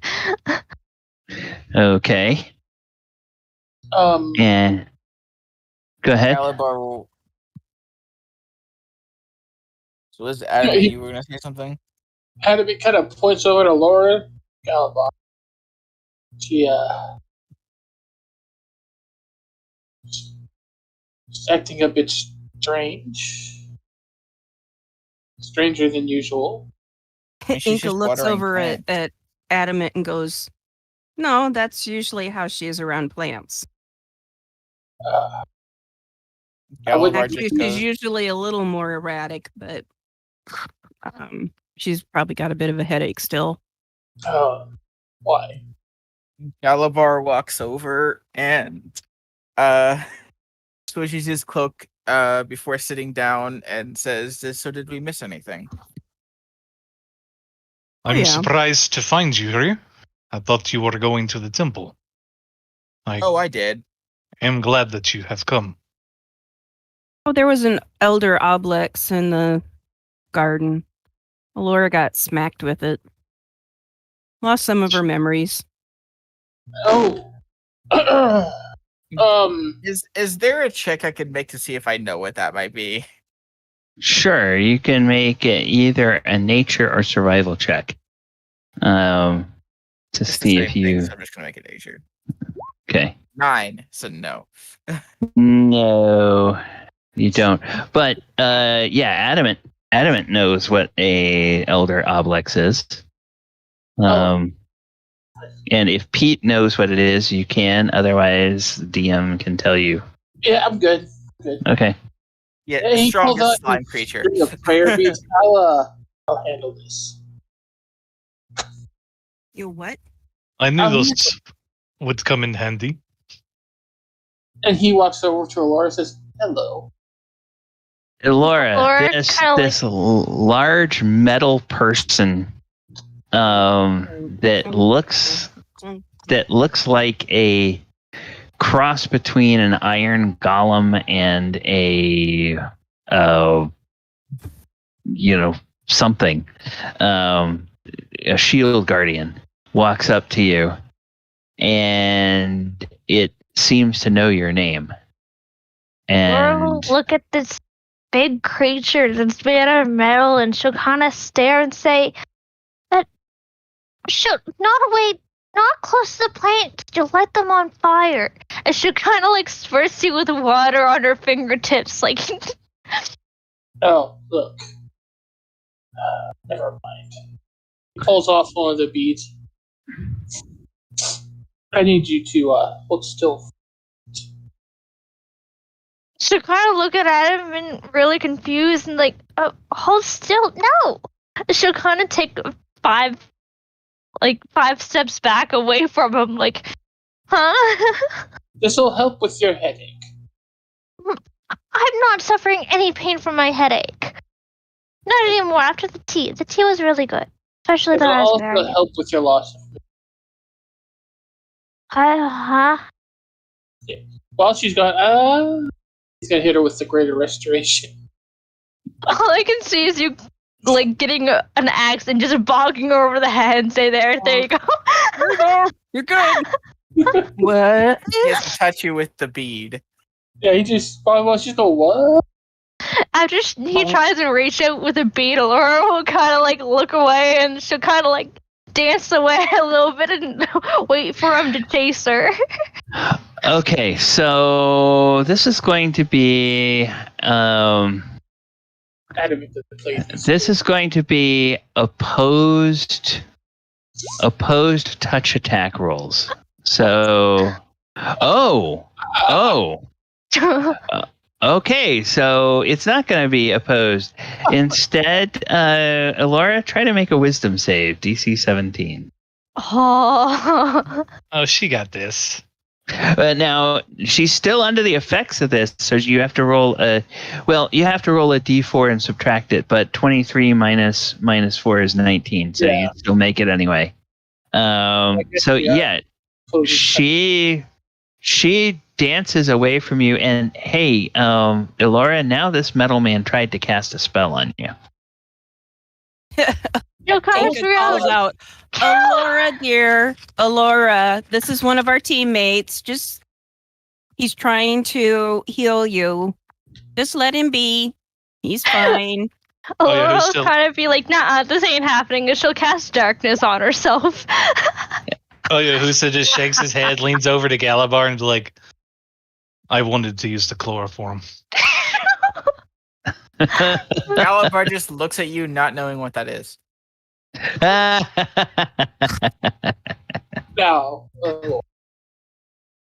he doesn't know chemistry. What do you? At this point in time, I look at Adamant and go, Adamant, just leave her be. Come over here. I can't let this be. Let her be. She will come back. Just let her do her thing. See, am I in range? Let me check.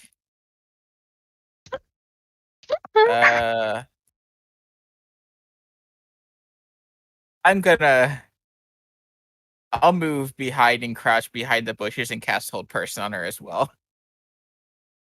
But do you know where You're I'm just at? gonna- Because darkness. Yeah, she cast Okay. darkness. Yeah, she cast darkness on herself, so you probably see her. yeah.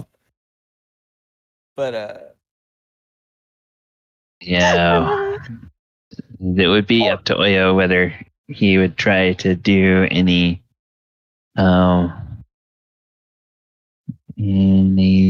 like that. I mean, Oyohusa just kind of comes over here and he just slowly walks into the darkness.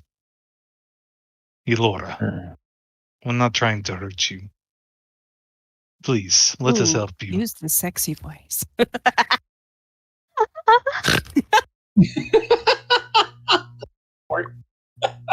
I'm talking normal. What are you talking about? Yeah, There you are. right. You lowered your voice. No, I Elora. didn't. Laura looked over at Oyohusa and says, "The battle man, the fire metal man, he tried to touch my plants and he tried to touch me." I know he's not very good with people. He's still learning, but he means well. He tried to chase me with like this pearl bead or whatever. Yes, he was trying to make you feel better. But Will you let us he help already you? made me feel better. I'm fine. With my raspberry sauce, I'm good. I'm good.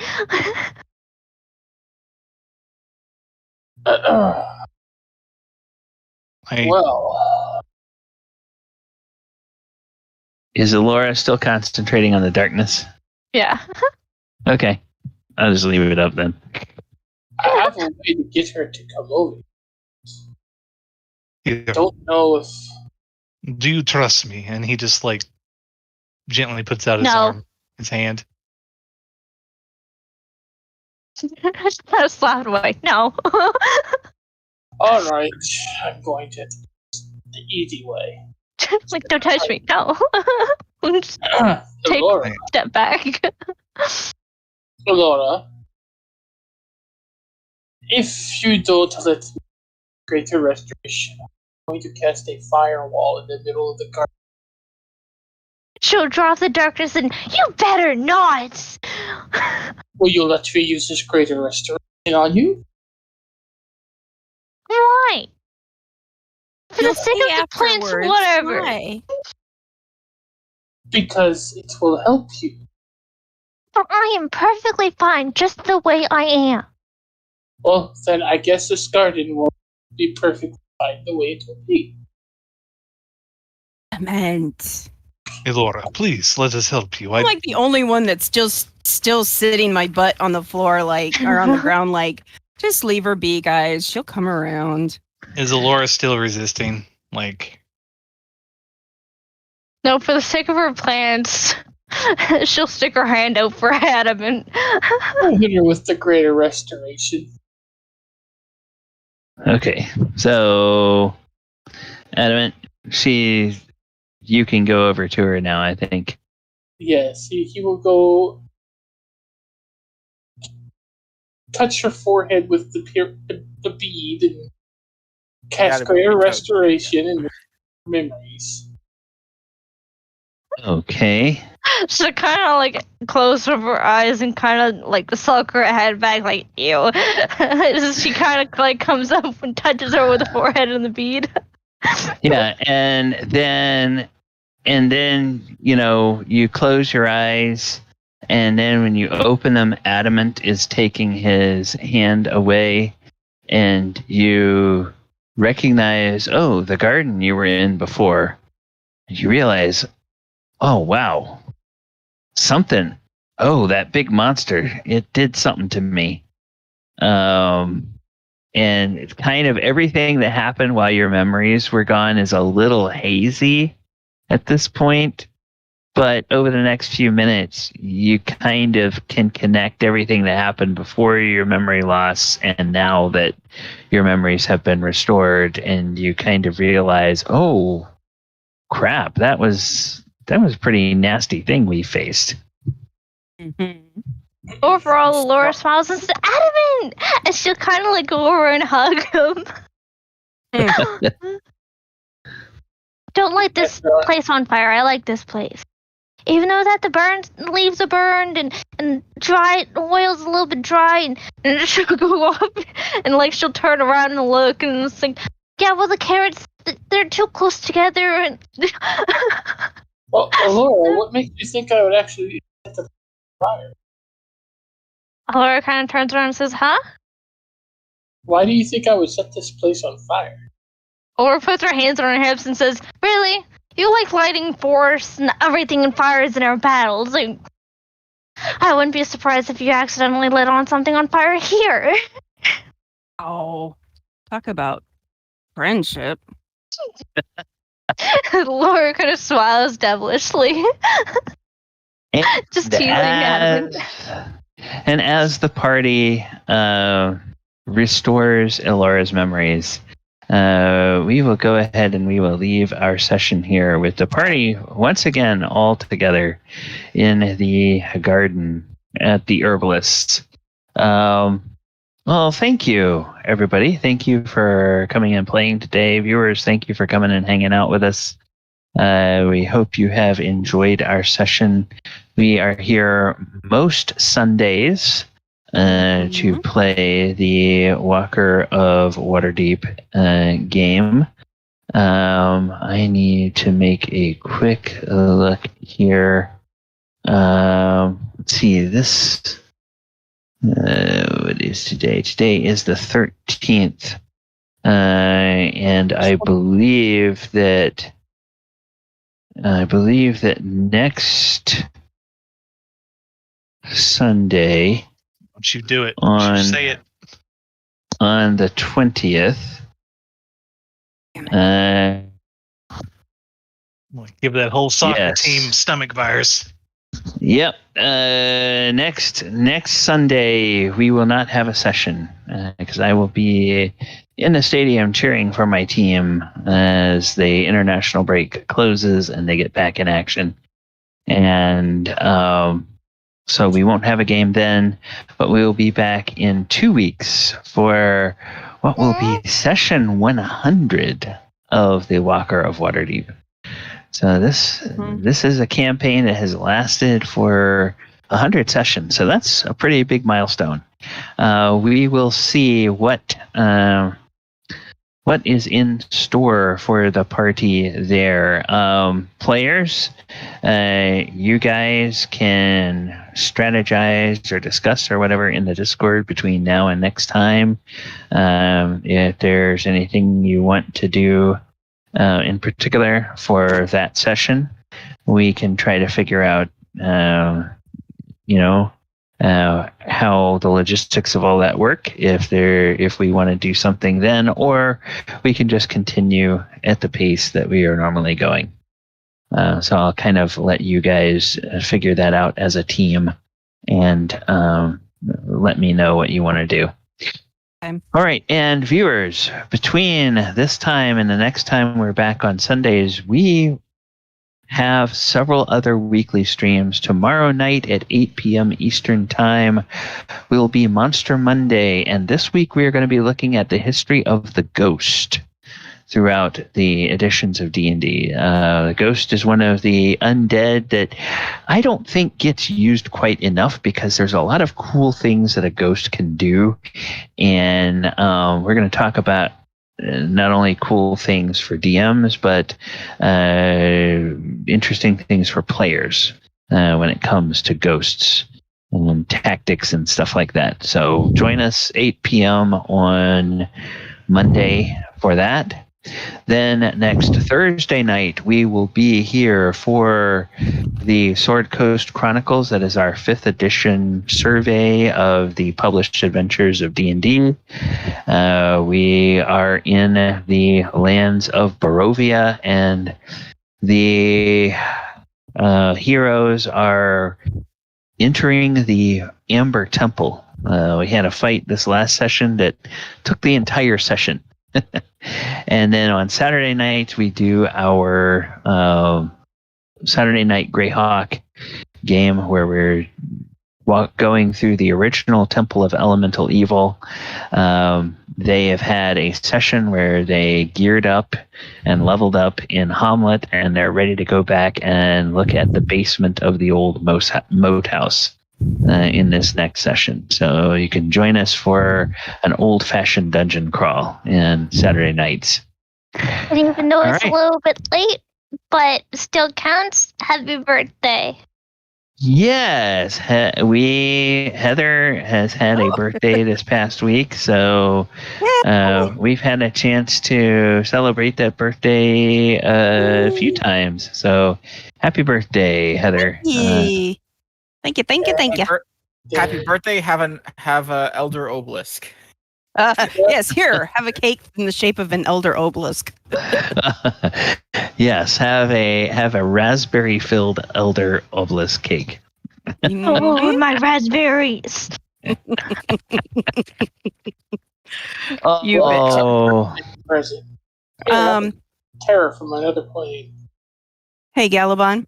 Yes. Out of character. I will have something to you here, maybe in the next half hour for my potential custom class. And at some point in time, if you want to talk about it, just let me know. Yeah, okay. I will look over it, and I will go ahead and get some thoughts on it and get back in touch with you, and we will figure out what, if anything, we need to do to deal with that. Okay, well, all right, everybody. We're going to go ahead and sign off. Take care, viewers. Have a great night, and we will see you next time.